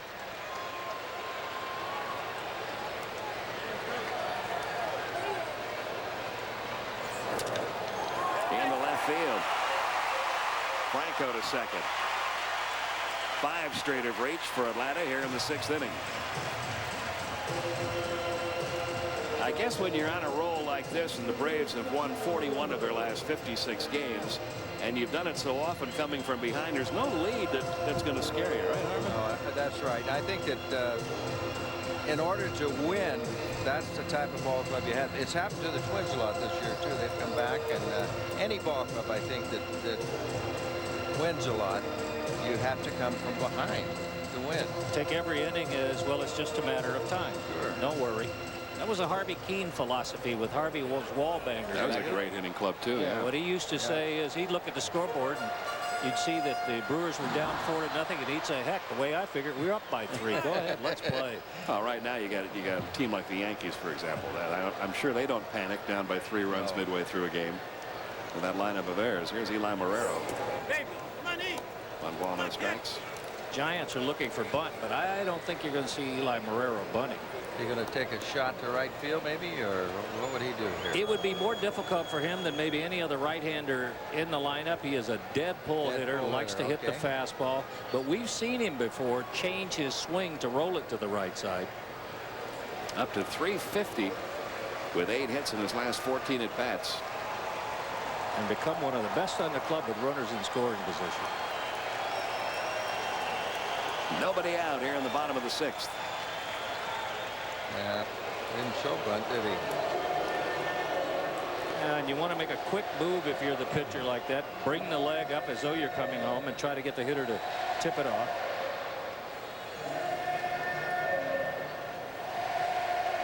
See, that could hurt a pitcher's feelings. He gives signs to all the other guys and then yells to the pitcher what he's supposed to do.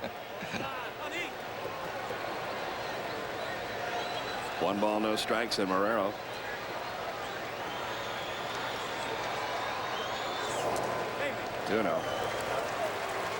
Giants bullpen has been scuffling of late. Bill Rigney, that I mentioned earlier, would rather see a 99 hopper to right field than a 3-run home run in this situation. I never saw anybody that was so thrilled over a ground ball to right field. An old school type, right? Alfonso quarterbacks the infield, and Marrero steps back in 2-0.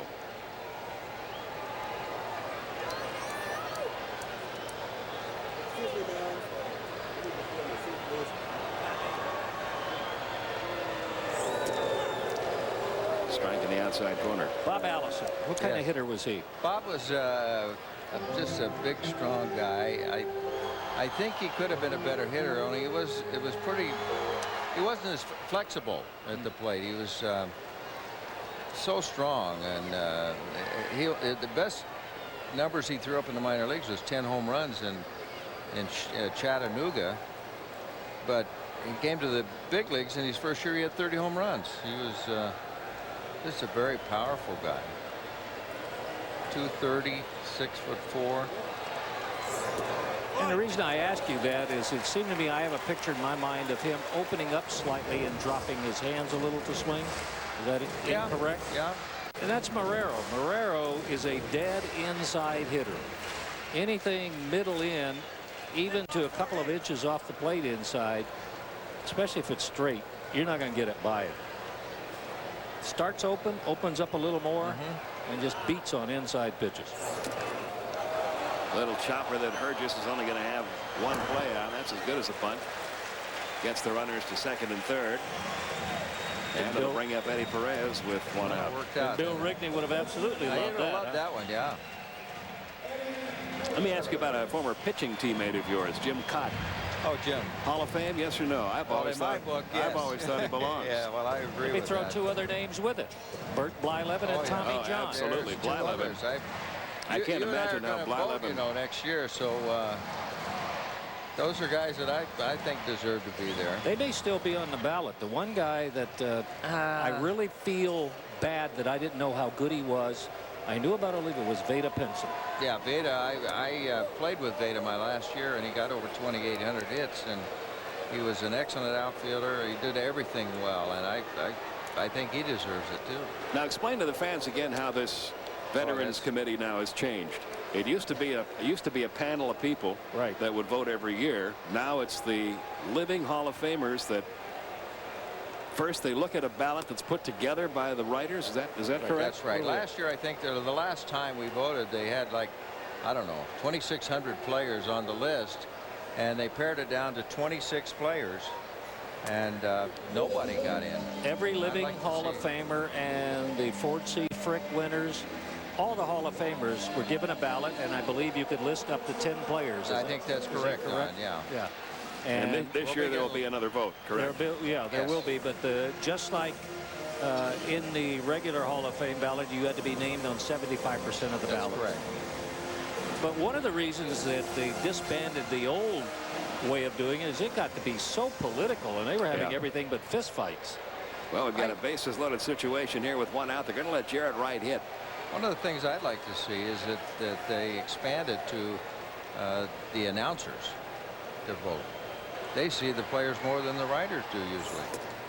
0-1 on Wright. Wright had a base hit in the 5th inning. But right now, only the announcers in the broadcast wing of the Hall of Fame are eligible to vote. Perez at first, Jones at second, Franco over at third. Braves trying to grab the lead here after falling behind 3-0. Now it's 3-3. And the hitter's right. He swing as hard as you can in case you hit it. Dave Kingman. I remember they had a pretty good hitter by the name of Cloninger when he was pitching here. Oh, yes. 2 grand slams in one inning. And I think right now, if you're the Braves, you would rather see him strike out than hit the ball on the ground, most certainly. He has 5 hits this year and 45 at bats, 1 homer, which was his first career home run. Big, strong-looking guy, isn't he? The 0-2. Look at that. Burgess forgot about the play at the plate. Pierzynski can't believe it. Burgess had a play at the plate, and he turned his back on it, and the Braves lead it 4-3.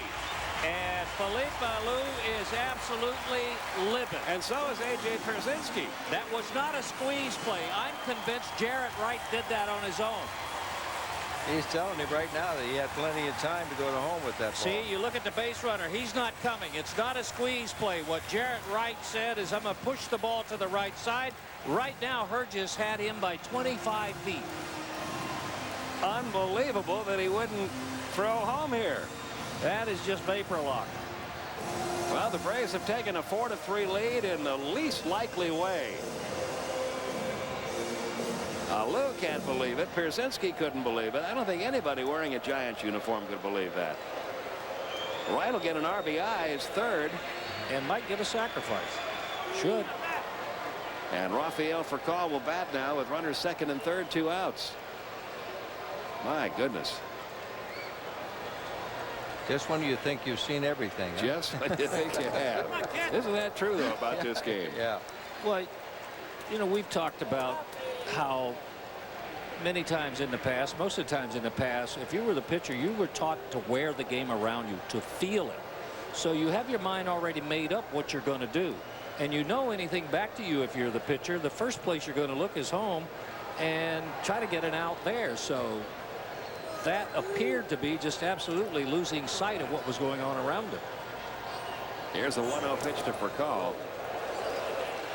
2 balls, no strikes.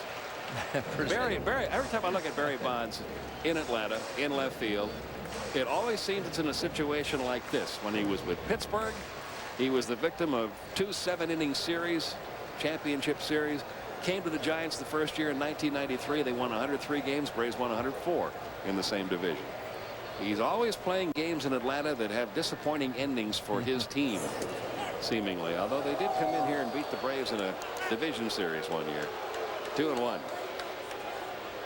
But so many times Atlanta's been the roadblock that's kept Barry Bonds out of postseason. And there have been so many freaky plays, too, unusual plays. 2-1 the count on Furcal. He was standing out there in left field watching that last one.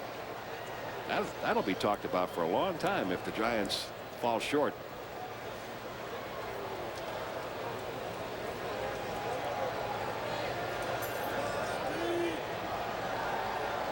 Two-one pitch. Percal trying to extend his hitting streak. He's 0 for 3 tonight. And I think that's probably a swing Terry Pendleton would rather he didn't have in his repertoire. That power swing.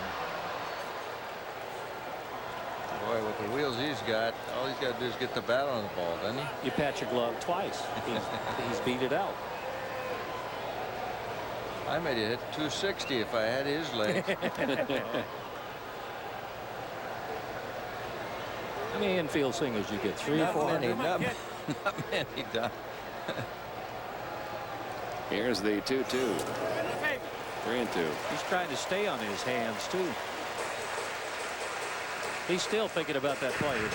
He'll be thinking about that all night. I'll believe to you. Unless the Giants come back and win this game, that play will be on his mind. The last thing he thinks of tonight and the first thing he thinks of tomorrow morning when he wakes up. He used that a right feet vapor lock, I guess. Was Man. 3-2. Here's the pitch. Still a full count.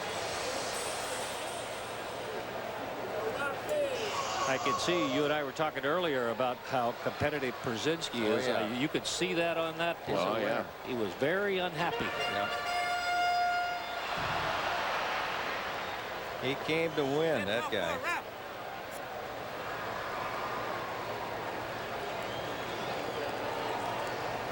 Well, we'll do it again. 3-2 and for call.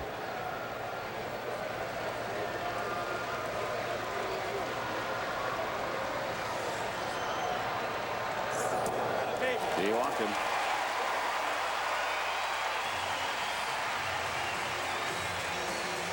Felipe Alou starting out of the Giants dugout.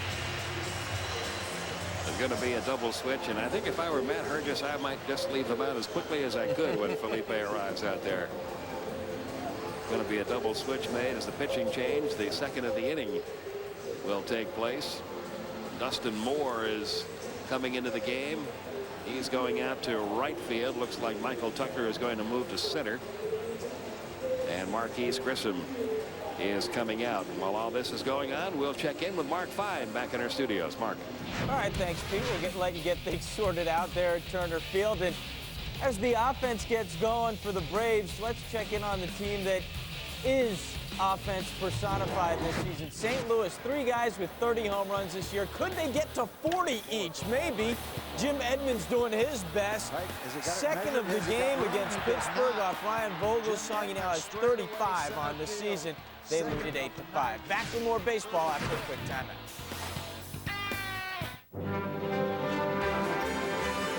Someday I'm going to be a movie star. But right now, this is my only agent. So when my brother in Miami sends cash for rent, I just walk around the corner. When loved ones need to send or receive cash, location really is everything. Western Union has over 170,000 agent locations worldwide. This is the one place in town you can always count on for a happy ending. Western Union, the fastest way to send money worldwide.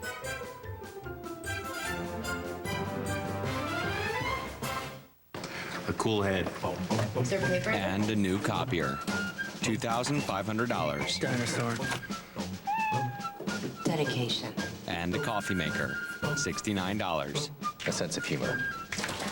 And a mop. $17. Having what it takes to run a business? Priceless. To see what the MasterCard business card can do for your business, visit our website.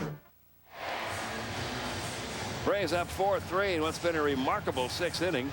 Started out with a Barry Bonds home run and then wound up with a mental mistake by a Giants pitcher that gave the Braves the lead.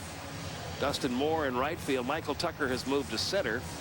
And Tyler Walker, the new pitcher, will bat in Marquise Grissom's spot, the number 6 spot on the order. Moore will be batting 9th.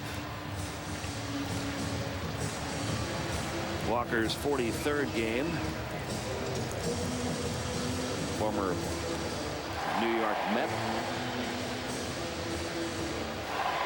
And also a San Francisco native, only the 9th in their history to ever play on their ball club. Major League Baseball and Boys and Girls Clubs of America are sending kids to the ballpark in support of childhood cancer research. Tickets are available in every market for a donation of just $1 and $1 well spent. Log on to MLB.com to get more information. Well, the inning began with a Marcus Giles double to right center, and he's up for the second time now with the bases loaded. 4 runs are in. Giles, one of only 2 in the lineup who've had it at bat against Walker. The other one being Julio Franco. 22nd time this year the Braves have batted around in an inning. That seems like a lot. It is.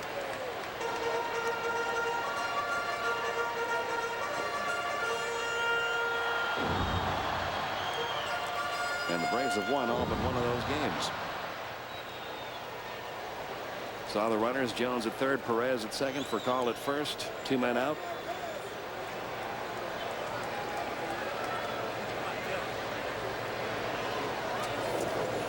One ball, 1 strike.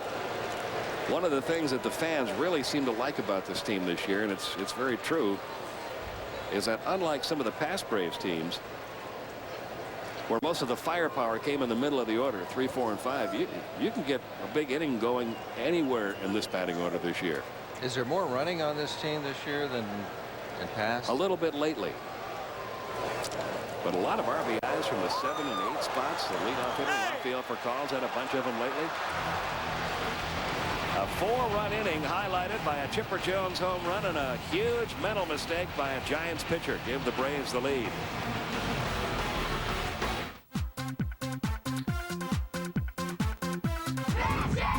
See, kids, this is key. Everyone got their mean faces? All right, now, Steph, and kick your leg up real high. That's awesome. That's perfect. That's it right there. Oh, no. You want to go again? Boys and Girls Clubs is the official charity of Major League Baseball. Oh, that's scary. Together, they create a positive place for kids. Hey, do you like Baby Ruth? Yeah. Do you like bowling? Well, now, for a limited time, when you buy a bag of Baby Ruth, you get a free game of bowling. Buy another bag and get another free game. Another bag, another free game. You can get millions of free games in the Baby Ruth free bowling giveaway. Just look for specially marked bags of fun size, 10 packs, and minis, and get your free game of bowling today. Baby Ruth from Nestle, the real deal.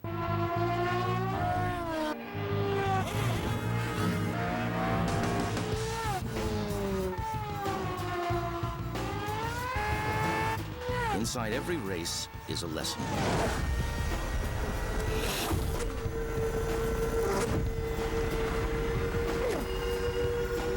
And inside every lesson is a way to win.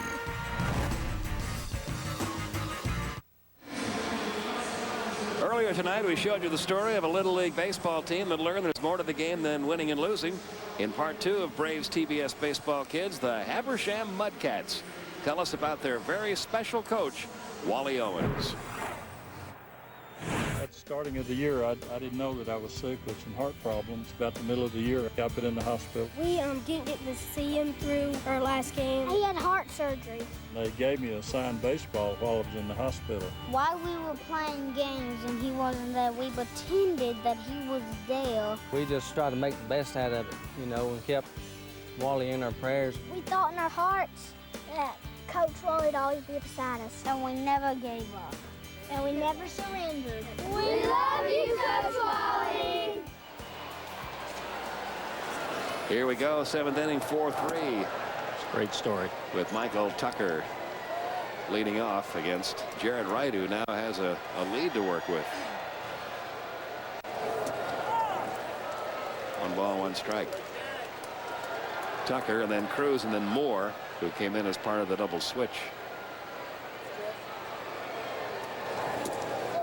And we're reaching the part of the game where Jarrett Wright will not go too deep into account with a hitter or get a runner on without you seeing some activity out in the right field bullpen. As the season has gone on and Jarrett Wright's continued to pitch well, Bobby Cox and Leo Mazzoni have gone a little deeper and deeper into games with him. Early in the year, he was coming out after 5 innings if he had 5 good innings. Now he's, for the most part, going 7 most of his starts. Fly ball, left center. This will be Andruw Jones, 1 away. And a part of it is that he has been able to, even after getting a little fatigue, to continue to make quality strikes. Behind in the count, that's a perfect 0-2 pitch he threw, and he threw it 3-1. Here's Davy Cruz now. He's 0 for 2.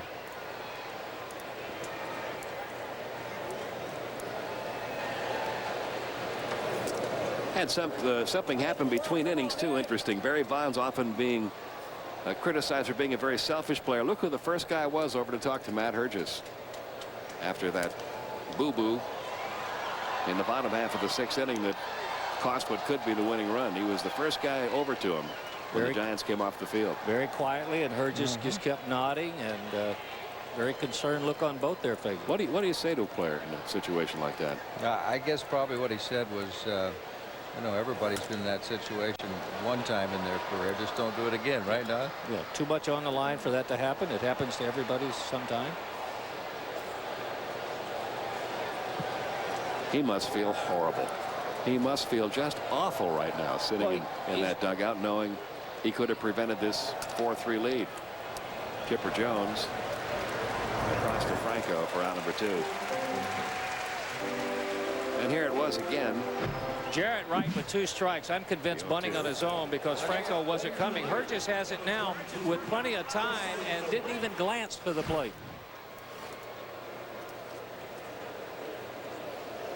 Moore batting for the first time now.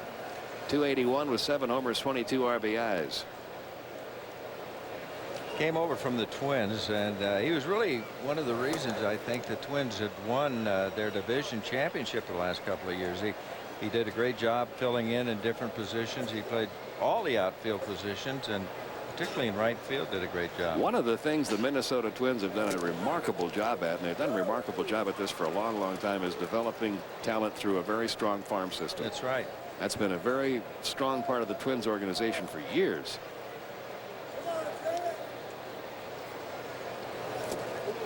And you know, you can do it. I guess if you've got George Steinbrenner's money, you can do it that way, but there's no better way to do it than to grow your own.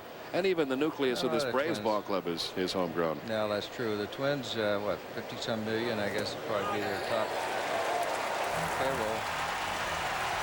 Well, Harmon Killebrew, we enjoyed having you with us here tonight. Thank you so much. Thank Good you. to see you. We'll Don, do it again. buddy, nice We to can see talk you. about Thank home you. runs and Hall of Fame, but this sums up Harmon Killebrew. Life is precious and time is a key element. Let's make every moment count and help those who have a greater deed than our own. That's what you said. Thank you, Don.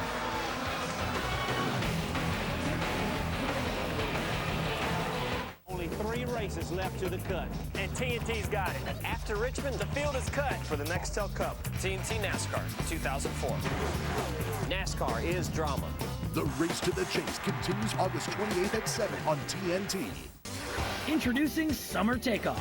Stay at any AmeriSuites or Wellesley Inns and Suites and receive $100 off any airline ticket anytime. So check in and take off. For details, visit summertakeoff.com. Next time you start on your way, think about the gasoline you choose. New Shell V-Power is specially formulated to actively clean your engine as you drive. You have enough to deal with out there. Your gasoline can make a difference if it's new Shell V-Power. Who's ready to do great things? You bought me a computer? Thank you. So totally rock. You bought her a computer? Oh, thank you. You so totally rock! Right now, get this student-configured HP Pavilion with Intel Pentium 4 processor available only at Office Depot for just $499.99 with no interest and no payments for 6 months. I'm so set for school. To be or not to be? That is the question. To be or not to be? That is the question. With Cable in the Classroom, learning isn't merely to be accomplished, but to be relished, savored, enjoyed, wherever, whenever. Teach your kids and yourself some new tricks. Visit Cable in the Classroom online and discover what learning was meant to be.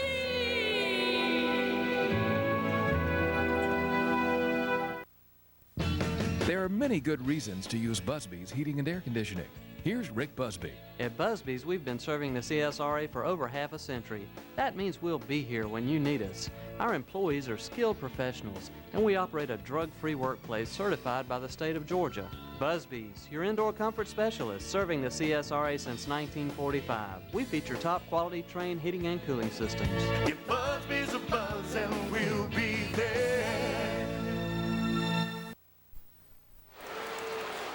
Funny looking line score, isn't it? All those zeros and everything happening in one inning for both teams. Here's J.D. Drew leading off the 7th. Come on, kid. Our thanks again to Harmon Killebrew for being with us tonight. What a great guy. Classy man. Very talented man. J.D. Drew doubled in a run in that 6th inning when the Braves scored all 4 of their runs and hit the ball the other way down the left field line with a runner down at second base. Marcus Giles, who came around to score.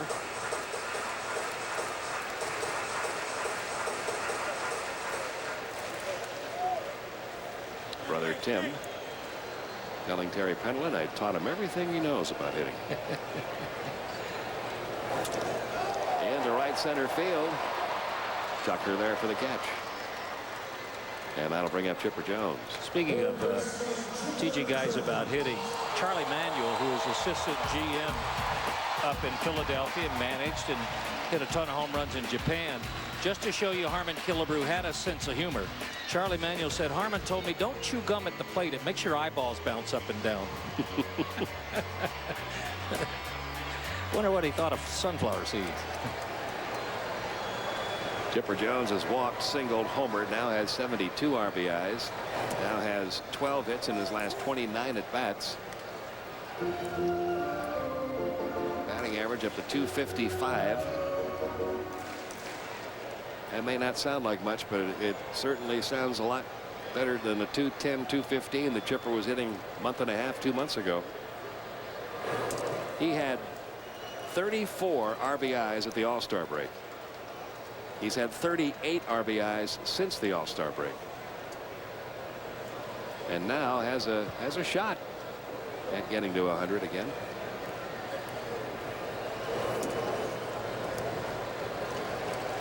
Tyler Walker falls behind in the count 3-0. One of the things that's going to serve the Braves well during this stretch too with Chipper is, as much as he would like to have that, he's going to be patient enough to take walks. Be selective, because as you have pointed out a number of times, and he has reaffirmed to us over and over, never not played in postseason anywhere. And he's not putting any pressure on himself. At least he tells us he's not, and I believe him. I do too. To get to the 100 RBIs. He just wants this team to win and to get to postseason and do everything he can to help get him there after he feels letting them down the first half of the season. John Smoltz made the remark at the All-Star break that he was going to predict that Chipper Jones would be the team MVP the second half of the year. He said he's too good a player to continue to have the kind of season he's had so far. And John is proving to be a pretty good prognosticator. Yeah, there's ball 4 to Chipper. He's on for the 4th time tonight. First walk given up by Walker. That'll bring up Julio Franco. Franco 0 for 2 with a walk. And now he's back down to 298 again, which means that his career average has probably dropped a little bit under 300.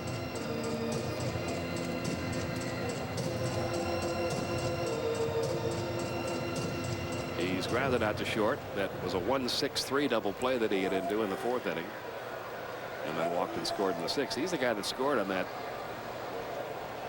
misplay by Hergis. You keep thinking about that play and thinking about it. What could he have been thinking? And one thought that crossed my mind was, I bet he forgot they even had a runner at 3rd. He must have thought there were runners 1st and 2nd, the pitcher bunting, kind of an automatic thing. You field, you throw to 1st, and you get the out, and the sacrifice moves the runners up. He must have simply just forgotten that that runner was at 3rd. He did glance there, and Pierzynski was calling for the ball, but for whatever reason, he turned away and threw to 1st and let that go-ahead run score.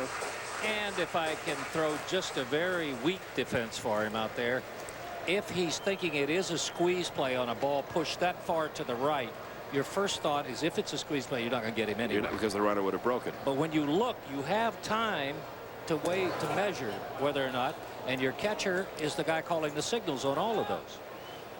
And Pierzynski had veins bulging in his neck, so there wasn't any doubt what he was thinking.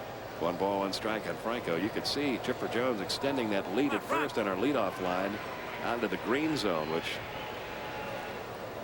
he doesn't get out that far very often. He's only tried one, and he was successful, and that's a go zone. That's a big lead for him. It's got Walker a little concerned.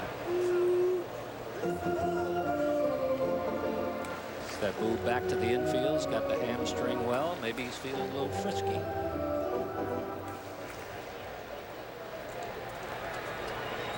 That's a huge lead for him.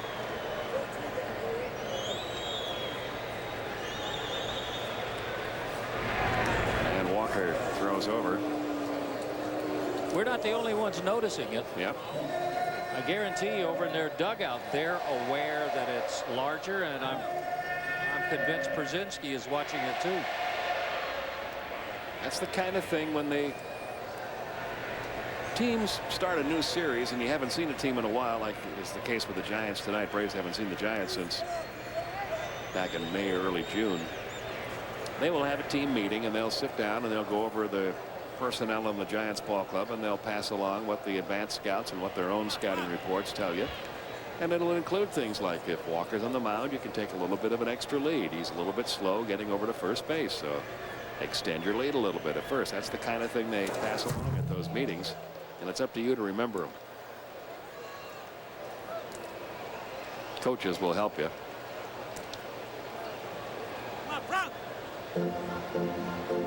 And they have the cliff notes of those meetings right there by them in the dugout. Yeah. The thick stack of all the reports are not there, but usually Bobby Cox has what looks like a little diary or a little personal phone book that he kind of refers to. That's quite a scene. It always kind of tickles me because you think of baseball players being in dugouts wearing uniforms, chewing those sunflower seeds and spitting them out, and you walk in there the first day of the series and there's a boardroom atmosphere. The coaches in their uniform, all with their notebooks out in front of them, and the chairman of the board is the manager sitting at the head of the table with, okay, what do we have on Hergis? What do we have on Walker? And the scouting reports are read by, for the most part, Alan Butts, who's in charge of all of that. Also the Braves bullpen catcher. And it's quite a business-like situation. First strikeout for Walker, second out of the inning, and Andrew Jones will be the batter.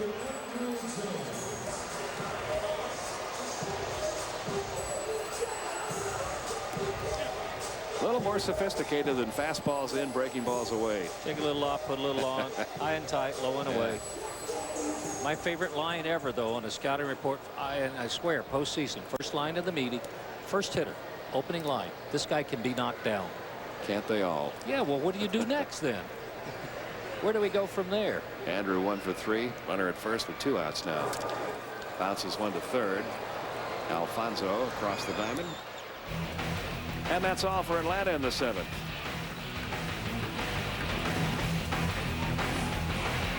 You know, Bugsy, in our line of work, I'm glad we have that insurance. What insurance, Doc? Nope, that's not it.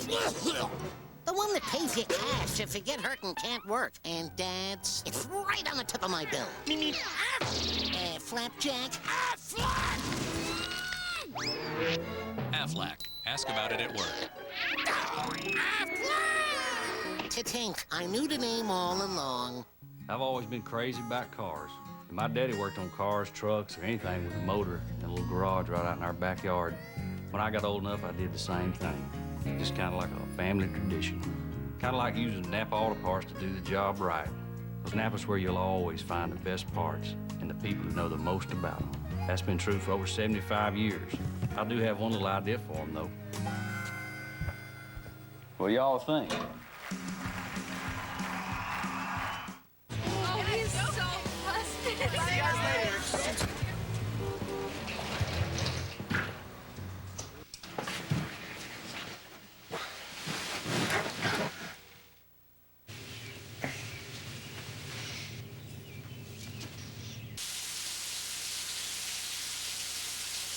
If you know your kid has been smoking pot or drinking, find a way to take action. Get tough, get creative, just get through. Mark 5 back at TBS Sports Control, presented by MasterCard. Well, you've been voting all night at AtlantaBraves.com on what music you wanted to hear with our Braves Highlight Extreme. The winner, Linkin Park. Listen up, it's good.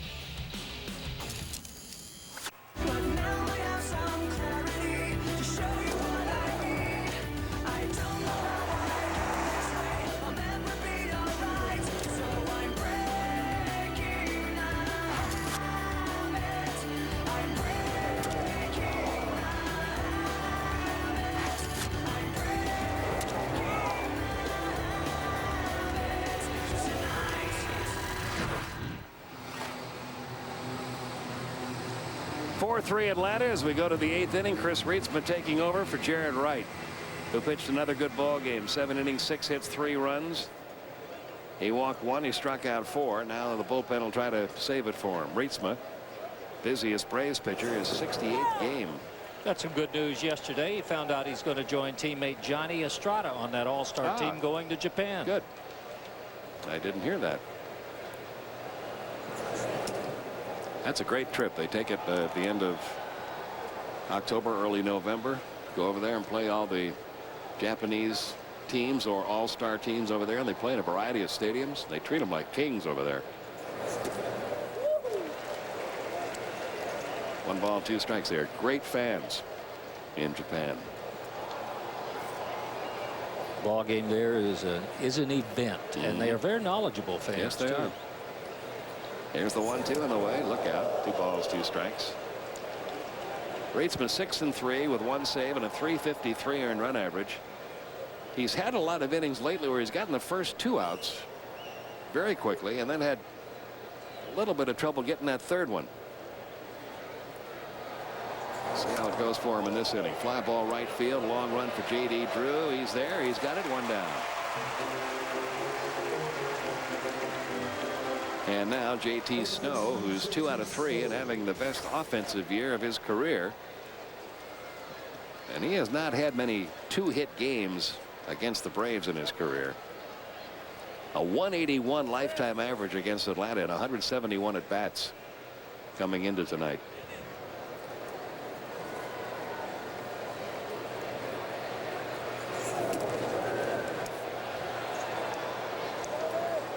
One ball, no strikes. Marlins beat the Rockies 3-0. They're the closest to the Braves in the East. 9.5 back, though. Good outing for Ishmael Valdez.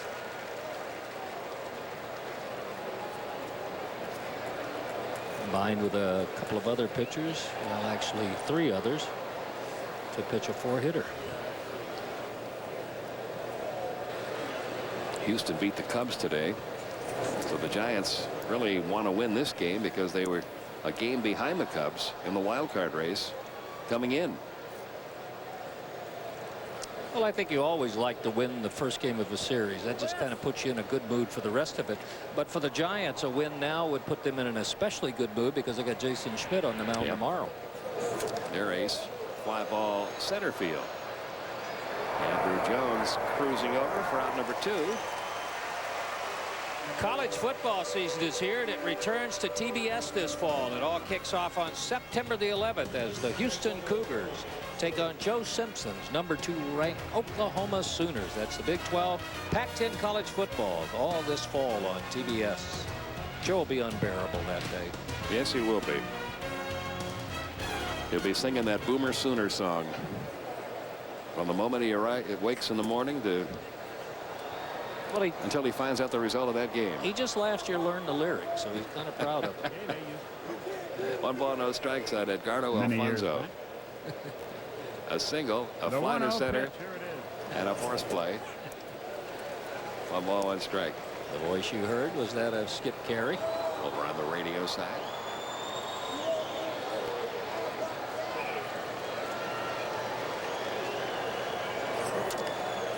Down the right field line, J.D. Drew, long run. Runs out of room, 1-2.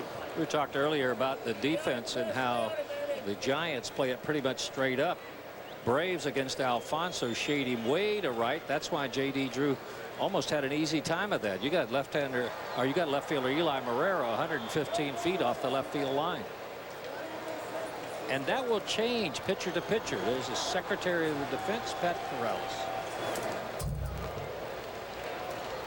Still a ball and 2 strikes. 95 miles an hour on that fastball from Rietzman.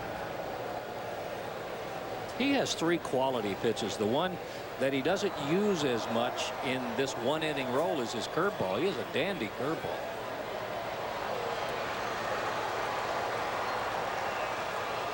Here's the 1-2 to Alfonso. Up and in, 2-2.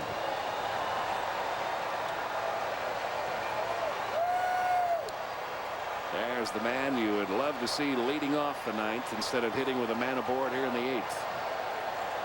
There are some players, and you see it in Los Angeles with Eric Gagne and with Beltre and Bonds. It doesn't matter what the score is. If it's 11-0, fans are not going to leave till they're sure it's his last at bat. Yeah, I want to see him hit one more time. Gagne's not going to be in the ball game. Well, he definitely sells tickets, no question about it. Here's the 2-2 pitch. Foul away again. And this is what we mean with Rietzman. He'll get 2 quick outs. He might get this 3rd out, he might not, but it always seems to take a while on that 3rd hitter.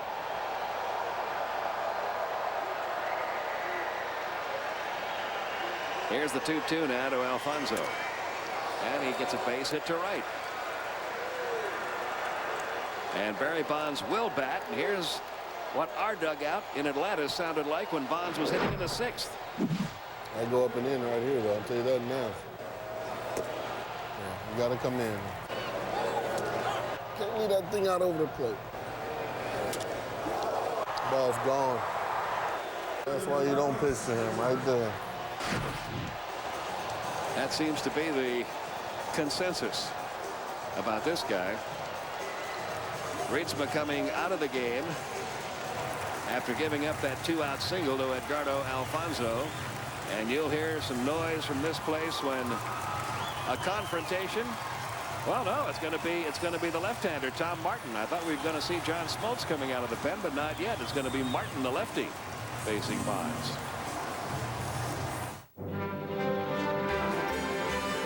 Someday I'm going to be a movie star.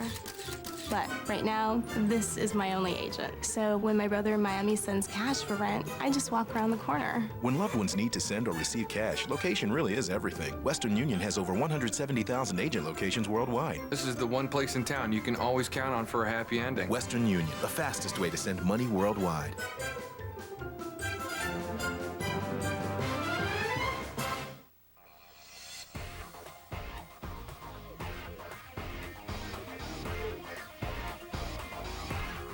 Sir, I detect the presence of alcohol. Have you been drinking this evening? Not really. 1 or 2? Just a few. Step out of the car, sir. Step out of the car. Step out of the car, please. Across the country, cops are cracking down. No matter where you drive, if you drive impaired, you will be arrested. It's simple.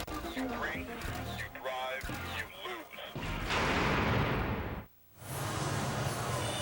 Time for our Holiday Inn Express in the booth. Question comes from H.G. McKinney from Owensboro, and Mr. McKinney wants to know, last night's play at the plate, J.D. Drew got an assist. Marcus Giles was in the middle of that. What did he get credited with? Well, for the second time in a couple of weeks, a play like this evolved. Drew digs it out of the corner. A strike to Giles. He, while pivoting, throws a strike to Estrada. The out is recorded. Drew gets an assist, and Marcus Giles gets an assist on that play. So both of them, since they handle the ball where there was a successful put out at the plate, yes, 2 assists, Marcus. That's exactly right. And we thank you for your question. H.G. McKinney from Owensboro. Here we go again with Barry Bonds at the plate. Tom Martin making his 14th Atlanta appearance, his 61st appearance overall. He's faced Bonds a lot, being over with the Dodgers, all the Dodger-Giant matchups in that division. He's faced him 13 times and gotten 3 hits, no homers. I think we're going to get a pinch runner, too. We will. And it'll be Brian Ransom. If you're going to pinch run, this was a long time evolving, wasn't it? Yes. You've had 5 or 6 minutes. Now when Martin is ready, do you decide to do it? And it'll be Bonds with Ransom running at first. And 2 outs here in the 8th inning, and the Braves up by 1. Well, it doesn't matter lefty or righty with Bonds. You just got to be careful. And you heard the best advice probable from Terry Pendleton. When you were looking at that replay of the 6th inning home run, you can't leave the ball out over the plate. If you let him extend his arms, he'll hit it anywhere. He's hit .302 against lefty. Half a dozen homers this year. 694 home runs in a remarkable career. He has 82 RBIs now this year. Takes a strike. That home run, by the way, in the 6th inning, his first hit in 9 at-bats on this road trip for the Giants, and Bonds not too thrilled about that call by Ed Montague. And a different defensive setup in the outfield. In the infield, you got 3 of the guys on the right side, 2 of them on the outfield grass for Call and Giles. It's almost like when you get a situation like this in a 1-run game, you encourage him to try to go the other way. They'll take that. They'll take a base hit to left. Get a blooper to left. And what the outfield is doing, Marrero and Jones and Drew are playing deeper than normal. They want to cut off the possibility of an extra base hit. Next pitch to Bonds, right down the middle. Good pitch, strike 2. Bonds didn't like that call either. I don't know what he had to complain about on that one. The first one could have been questionable, but that one had a whole lot of the plate. That's right down the middle, belt high. 1 ball, 2 strikes, crowd on its feet. Eddie Perez is going to run out and say, Tom, I don't think we want to throw that pitch again. That was a hanging curveball. And it didn't break. If it broke more, it might have gotten hit, but it kind of stayed and just hung there, and Bonds jammed himself. Besides the batting average, besides the home runs, besides the RBIs, and the 183 walks, only 26 strikeouts for Bonds in over 400 plate appearances. 1 ball, 2 strikes, 2 outs. Still 1 and 2.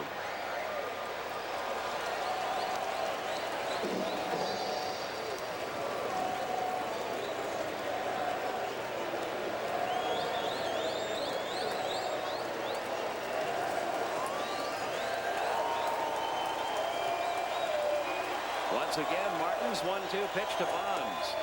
Just missed outside with that off-speed breaking ball. 2 balls, 2 strikes.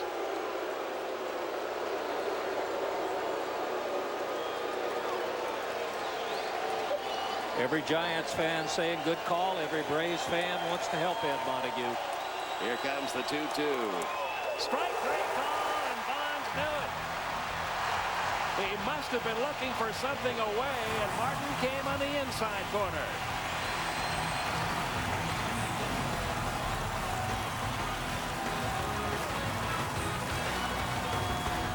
Think it's impossible to paint plastic? Think again. Krylon Fusion is the revolutionary paint that actually bonds to plastic on a molecular level.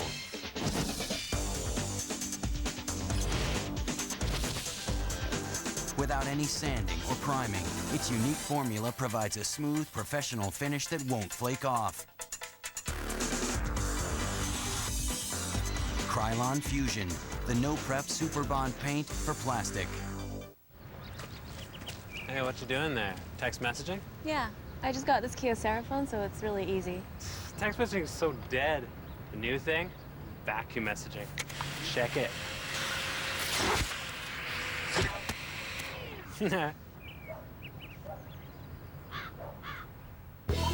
Wireless phones by Kyocera. All the features, none of the hassles. Hey. Wherever you are, wherever you're going, T-Mobile hotspot locations are with you throughout your day. Wi-Fi internet service for your laptop or PDA. T-Mobile, get more. Now Comcast high-speed internet customers can stay connected outside the home. Purchase T-Mobile hotspot Wi-Fi internet service by visiting Comcast.net and learn how you can receive a free month of Wi-Fi service.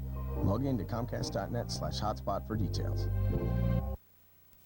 Why do more and more people from all over the CSRA drive right past dealer after car dealer to get to William Mizell Ford in Waynesboro, Georgia? Why? Because the word is getting around. William Mizell Ford's low overhead means lower prices on new Fords, even lower prices on pre-owned vehicles. William Mizell Ford is not fancy. We're just good, honest, and inexpensive. Call us or take the short drive to savings. William Mizell Ford is just 20 minutes from wherever you are. Braves TBS Baseball Friday Night Extra, brought to you by Krylon Fusion, the original no-prep Superbond paint for plastic. And the Home Depot. Go from wondering how to knowing how. At the Home Depot, you can do it. We can help.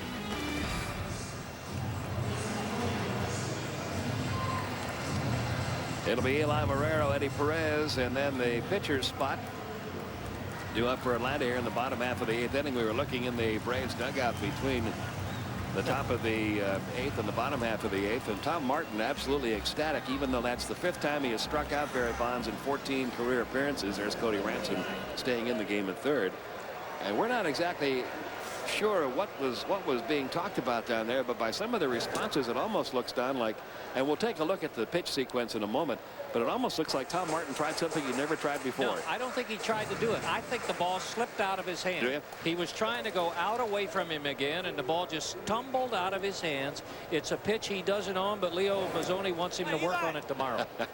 It did, because he kept doing the action of turning his hand over, just like the ball slipped. Yeah, the action he was giving you. Yeah, it was a wounded duck that came out of there. And for Bonds, it was something he hadn't seen from him before. Well, it worked. He got the strikeout. We'll show you the sequence again after Marrero hits the 1-1, 1-2 on Eli. It was 1 for 3 tonight. He made 3 or 4 terrific pitches to Bonds, and then has a ball slip on him and locks him up. That's the secret. You got to put that in the scouting report. Throwing something that you don't throw. Well, here it is. Let's check it out. First pitch to him. Out away from him now. He's going out there with a fastball. That's a perfect spot. Bonds thought, the Braves dugout thought that one should have been 2. Strike 2. He's going to work the curveball in and get it fouled away. Got away with a hanger. Fastball fouled away. Then he's going to miss with the curveball that he thought should have gotten the call. Now here's the duck. What was that? It had a little screwball action to it, didn't He's it? still laughing about it, yeah. He was probably watching it on the monitor down there in the dugout. Saw it again. He said, you know, I might want to work on that some more. 0-1 the count on Eddie Perez. Perez tonight, a double play, a single and a walk. Now, it's fun when you can get away with one of those, and not just get away with it against any Harry Schwartz from Mobile, Alabama, but get away with Barry Bonds. He can't believe it either. Good crowd tonight, Pete. 37,178. Harry could hit off-speed stuff. He could? Yeah. That's why it wasn't a good idea. Here's the 1-1. In the air to center field, where Michael Tucker is now on grass patrol. 2 down. And this will be Charles Thomas pinch hitting for Martin.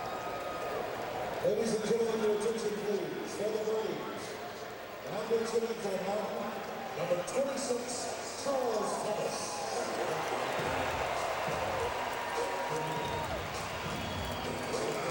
Walker has done a good job since coming on. He's working in his 3rd inning. He got the final out in the 6th inning, worked a scoreless 7th. Now he's gotten the first 2 outs in the 8th. It's the kind of relief stint you don't see that often anymore. Pitcher going longer than a couple of innings. Ball 1 to Thomas. Comes in at 3-0. No call, strike. Jerry Lane's heading one around. So it's 0-1. And all Charles Thomas was asking there was a definition of why it was a strike. Questioning the call, just did I go around? 0-2.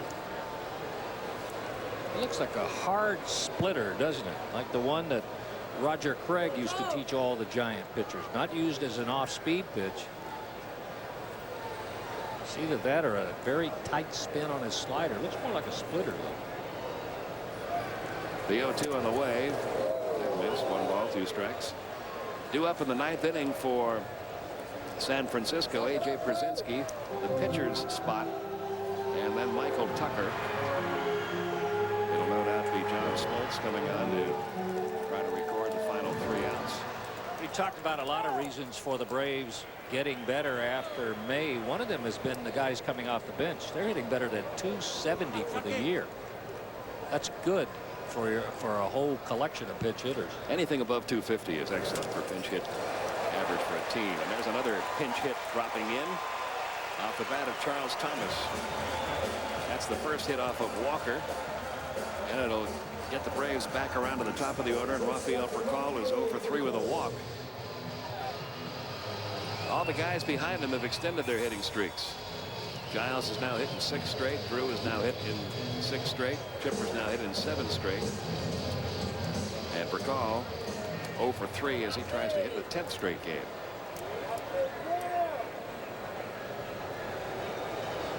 Jason Schmidt against Paul Bird tomorrow. Russ Ortiz for the Braves on Sunday. The Giants unsure now who they're going to start Sunday. That's a night game. And then Monday afternoon, John Thompson against Noah Lowry. Hearing some good things about him. And then the Braves head north. They have a trip next week, 2 games at Philadelphia and 3 in Montreal.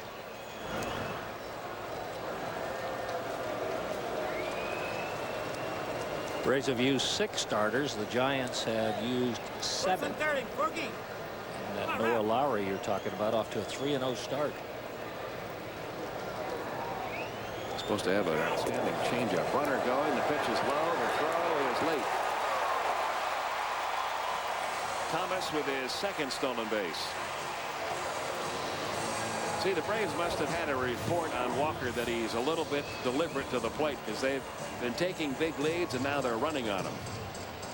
Probably a little deliberate to the plate, and he might telegraph coming to first, so you know right away when he's coming to first, so you can kind of take a bigger lead, but with an eye on something telling you if he's coming over. If you don't see it, take off. Got to be worth a step and a half. Now the 1-0 pitch to Furcal in for a strike. 1 ball, 1 strike. Come on, Rafi.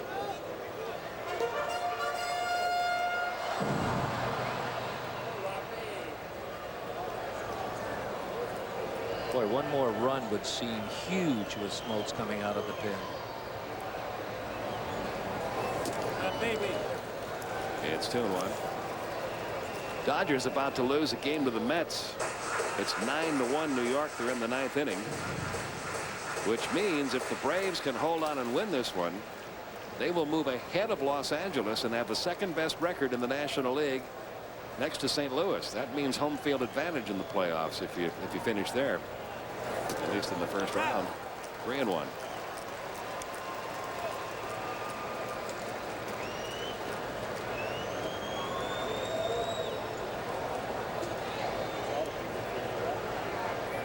There you see the Dodgers 74 and 53. They're about to lose their 54th game. The Braves are going to be 74 and 53. The Braves are right now 73 and 53. That was incorrect numbers for Atlanta's record.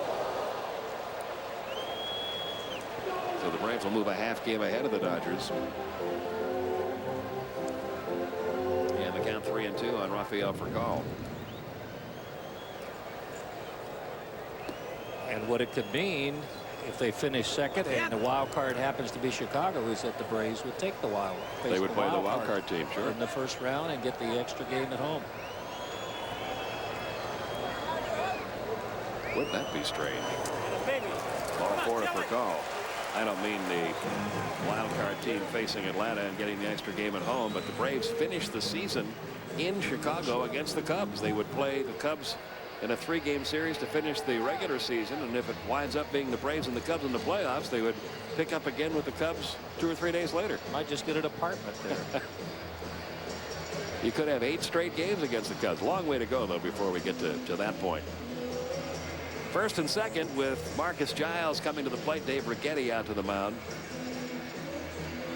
Dave Righetti had a very similar career to that of John Smoltz. He was a starting pitcher when he first came up, and a good one, and became one of the better closers in baseball the latter half of his career. Boy, could he run it in on right. Yes, he could. Big biting slider, good live fastball, and the guts of a burglar. Marcus Giles tonight 2 out of 4.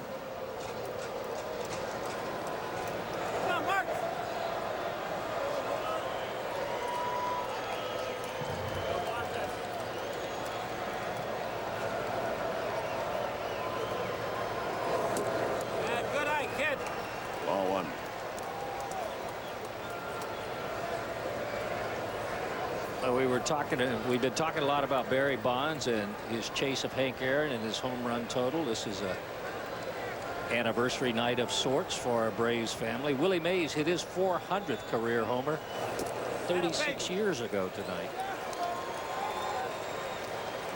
1968.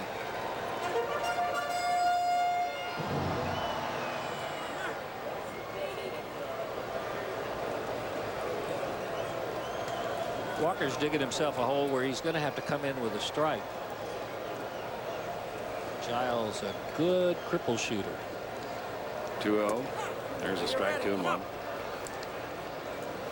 That's a phrase from bird hunting. When you get the count in your favor, 2-0, 3-1, 3-2, and you're pretty sure a pitcher has to throw a strike. Here's the 2-1 delivery. Little bouncing ball to third. Ransom. Hey, come on! Low throw. Threw it by Snow. Another giant mistake. Another Atlanta run. Wow, the Giants have given away 2 runs. Another easy routine play.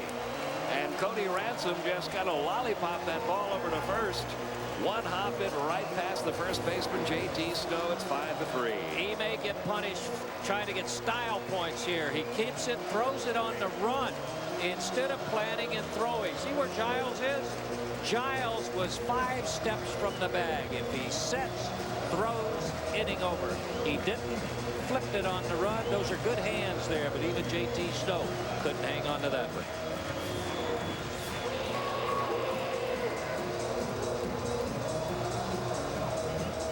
That is sweet. My pride and joy. Oh, it looks new. Like right out of the showroom. Oh, that is one great looking. Whoa, hold on, honey. I'm showing Tom the floor. Nice floor, Joan. Make your garage floor the envy of the neighborhood. You can do it yourself with Rust-Oleum Epoxy Shield Garage Floor Coating. After prep, you're ready to go. Simple as painting a wall. Easy to clean and resists chipping and peeling.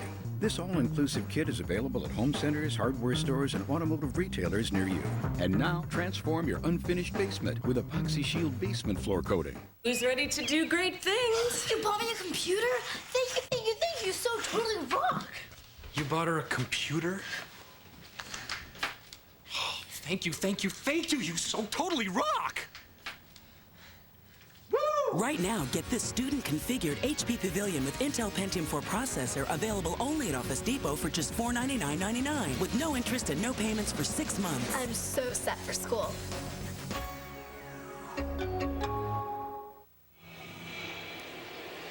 We invite you to join us next Friday night. That's our next TBS Baseball Friday Night Extra, September the 3rd. Braves will be up in Montreal to take on the Expos.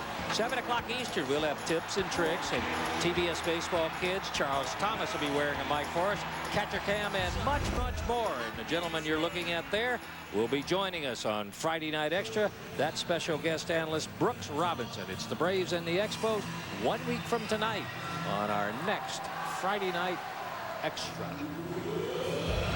New pitcher is left-hander Jason Christensen. He is making his 51st appearance. 3-2 with a 4.15 ERA to bringing him in to face the left-hand hitting J.D. Drew.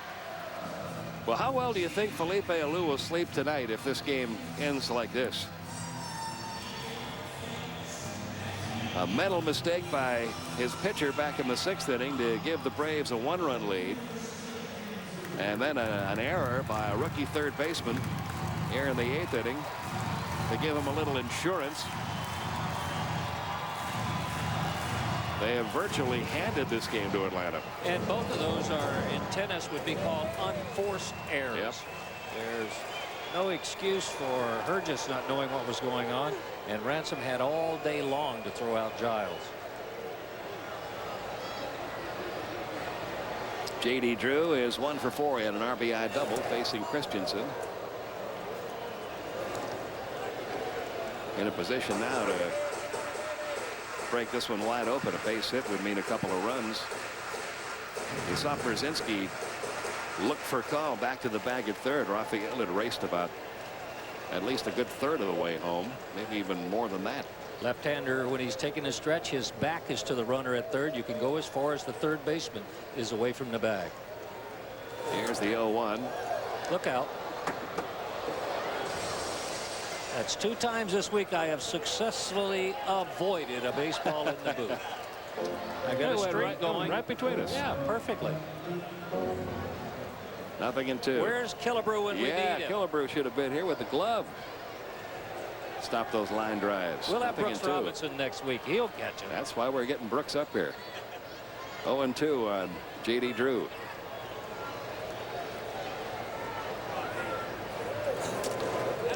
One ball, 2 strikes. I think the stadium must be aging a little bit because the first 3 or 4 years none ever came in here. Now they're starting to get to us. Didn't even get scratched up much. Not yet. That's right. Give it. I'll let you take care of that. 1 ball, 2 strikes. Struck him out with a high fastball. So Christensen comes in and gets the job done, but wow, the Giants self-destructed in this one. Now John Smoltz has a 2-run lead to protect. 5-3 in left. Before you close the door to summer, open your eyes to a fresh coat of paint. You can, only at the Home Depot. Right now, get $5 off all 1-gallon cans of Glidden Evermore paint by mail-in rebate until September 1st.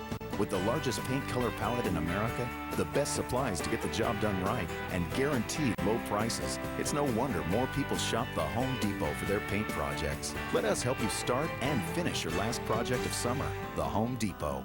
You can do it, we can help.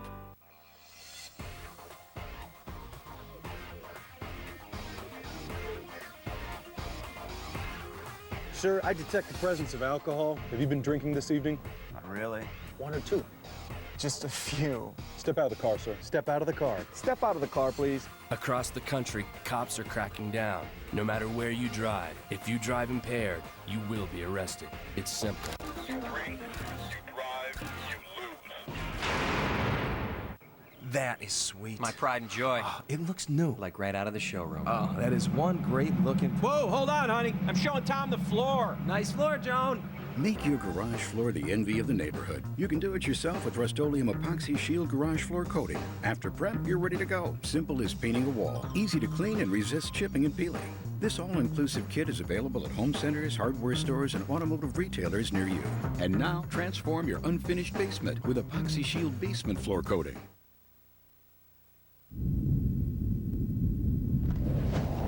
1-1 pitch. A long drive to right. Ramirez turns to the track. She's gone. The wind and the pitch. Here it is. Swung. Fly ball deep left center. Grissom on the run. Yes! Yes! Yes! The Atlanta Braves have given you a championship. Out of 10 folks logging on to AtlantaBraves.com voted for the '95 World Championship as tonight's Braves extra special moment. Head to AtlantaBraves.com. Vote for next week's extra special moment. Now back to an extra special game, guys. That's been a good one, Mark. 5-3. Braves are up. John Smoltz on to try to close the deal now as he tries for his 35th save. Crowd of 37,178, and most of them still here. John Smoltz has kind of reached that stage, Don, where fans will stick around to see if he's going to get in the game, watch him pitch. Closers have become superstars in this game of Major League Baseball, and they're keeping fans in the ballpark longer. A.J. Pierzynski leads off here in the 9th inning. He's 1 for 3. Fouls back the first one. Smoltz making his 60th appearance, 34 saves. One odd thing about Smoltz's record this year: no wins, no losses.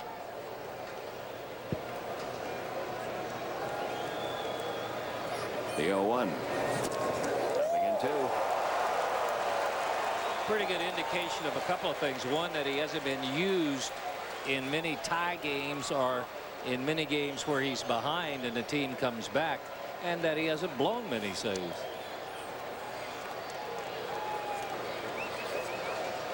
Oh, 0-2 on Pierzynski. Pretty much standard pattern for Smoltz. Fastball, split finger, lefties, fastball, slider to righties. John likes to get in a rhythm, and I think Pierzynski knows that. He's spending a little time before stepping back into the box. Here's the 0-2 pitch.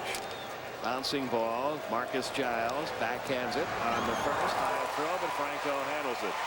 By the way, Charles Thomas stays in the game after getting that pinch hit single. He's now in left field. He's 46 years old, but Fred Astaire would be very proud of this agility. Watch the throw. It's up. Giles had to unload in a hurry, but pay particular attention to Julio Franco's feet. Up, down, got it again. Here's a better look. He'll come off the bag. A little tap dance to stay on it.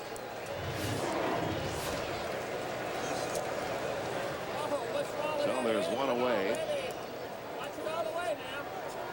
And Ricky Leday on the pinch hit now for Christensen. Well-traveled outfielder who was with the Phillies prior to San Francisco, hitting .242 overall for the year. He's just 3 out of 34 since coming over to the Giants. They got him in a trade that sent their 8th inning man or 7th inning man, Felix Rodriguez, to Philadelphia. 1-2 the count. 1 out in the 9th inning.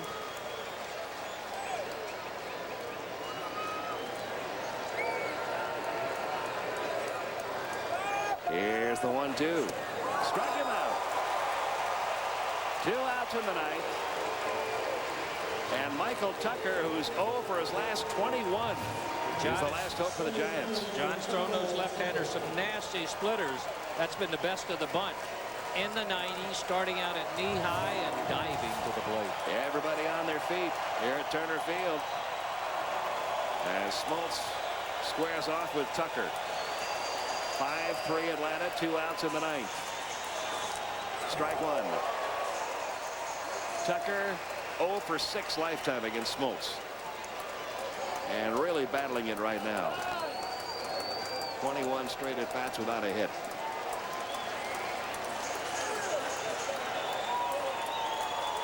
The 0-1. Strike 2.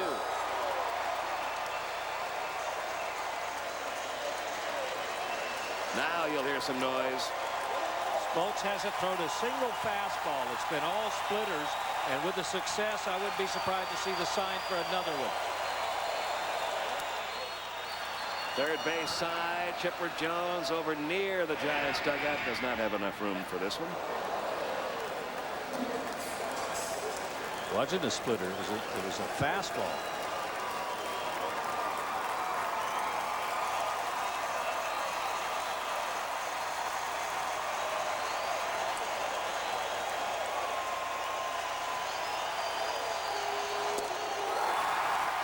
The Atlanta Braves have beaten the San Francisco Giants in the opening game of the series and now have the second best record in the National League. Your final score, 5-3.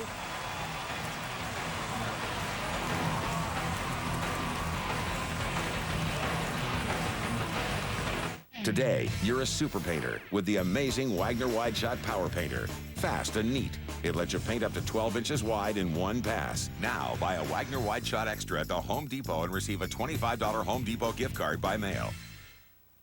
Next time you start on your way, think about the gasoline you choose. New Shell V-Power is specially formulated to actively clean your engine as you drive. You have enough to deal with out there. Your gasoline can make a difference if it's new Shell V-Power. There are no gas grills at the Great Lenexa Barbecue Battle. No gas. Why not? You don't get the flavor with gas. Charcoal is the thing. Any particular charcoal? It's Kingsford. Yeah? Kingsford. For the taste. Yeah, you get a better flavor out of your meat. Kingsford, because taste is everything. Introducing Summer Takeoff. Stay at any AmeriSuites or Wellesley Inns and Suites and receive $100 off any airline ticket anytime. So check in and take off. For details, visit summertakeoff.com. Hey, do you like Baby Ruth? Yeah. Do you like bowling? Well, now, for a limited time, when you buy a bag of Baby Ruth, you get a free game of bowling. Buy another bag and get another free game. Another bag, another free game. You can get millions of free games in the Baby Ruth free bowling giveaway. Just look for specially marked bags of fun size, 10 packs, and minis, and get your free game of bowling today. Baby Ruth from Nestle, the real deal. I love you. Don't forget to call, son. Yep, I got you right in here, Dad.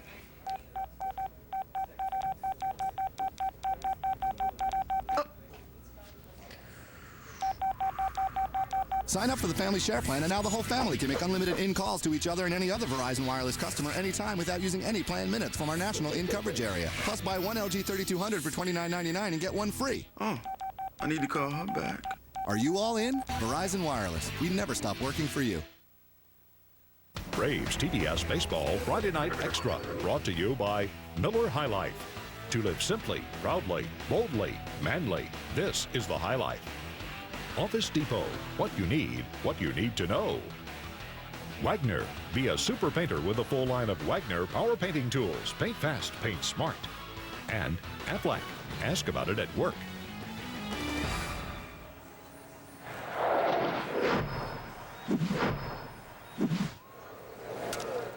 Gilly thought he went deep. Piece of hitting right there, JD. Piece of hitting right there. Get out. That ball's out of here. That ball's out of here. Yeah. All that excitement from Terry Pendleton in the 6th inning. It was an inning in which the Braves would send 10 men to the plate, put that 4 on the board, and that would be enough, but they would add 1 more for insurance and would win this ball game. The first of 4 by a score of 5-3. 5 runs, 10 hits, no errors for the Brave. Errorless streak that's going pretty well for them now. They stranded 10. Giants 3 runs, 7 hits, 1 costly error and 1 mental mistake, the difference in the ballgame. They stranded 4. Jarrett Wright, a career high in wins of 13, smokes the 35th save, and Kurt Reeder continues to struggle for the year. Ho-hum, Bonds and Jones got homers. And a big important thing for the Braves. We talked about it a little during the broadcast. Braves now with the 2nd best record in the National League, in Game 2 coming up tomorrow, Pete. And we want to thank Harmon Killebrew for being our guest tonight. Our next telecast will be Monday on TBS at 1 Eastern. Final game of this series, that'll be John Thompson against the rookie Noah Lowry. Our next Friday Night Extra game, September 3rd, that's a week from tonight, 7 o'clock Eastern. The Braves will be up in Montreal facing the Expos. And while Frank Robinson is down in the field managing, Brooks Robinson will be our guest analyst. Up next on TBS, Kevin Costner stars in Field of Dreams on the West Coast. And for those of you out west, it's the Drew Carey Show. For Don Sutton, Pete Van Wieren, so long, everyone. Do you understand the words that are coming out of my mouth? Rush Hour, followed by Air America. Starting tomorrow at 9 on TBS.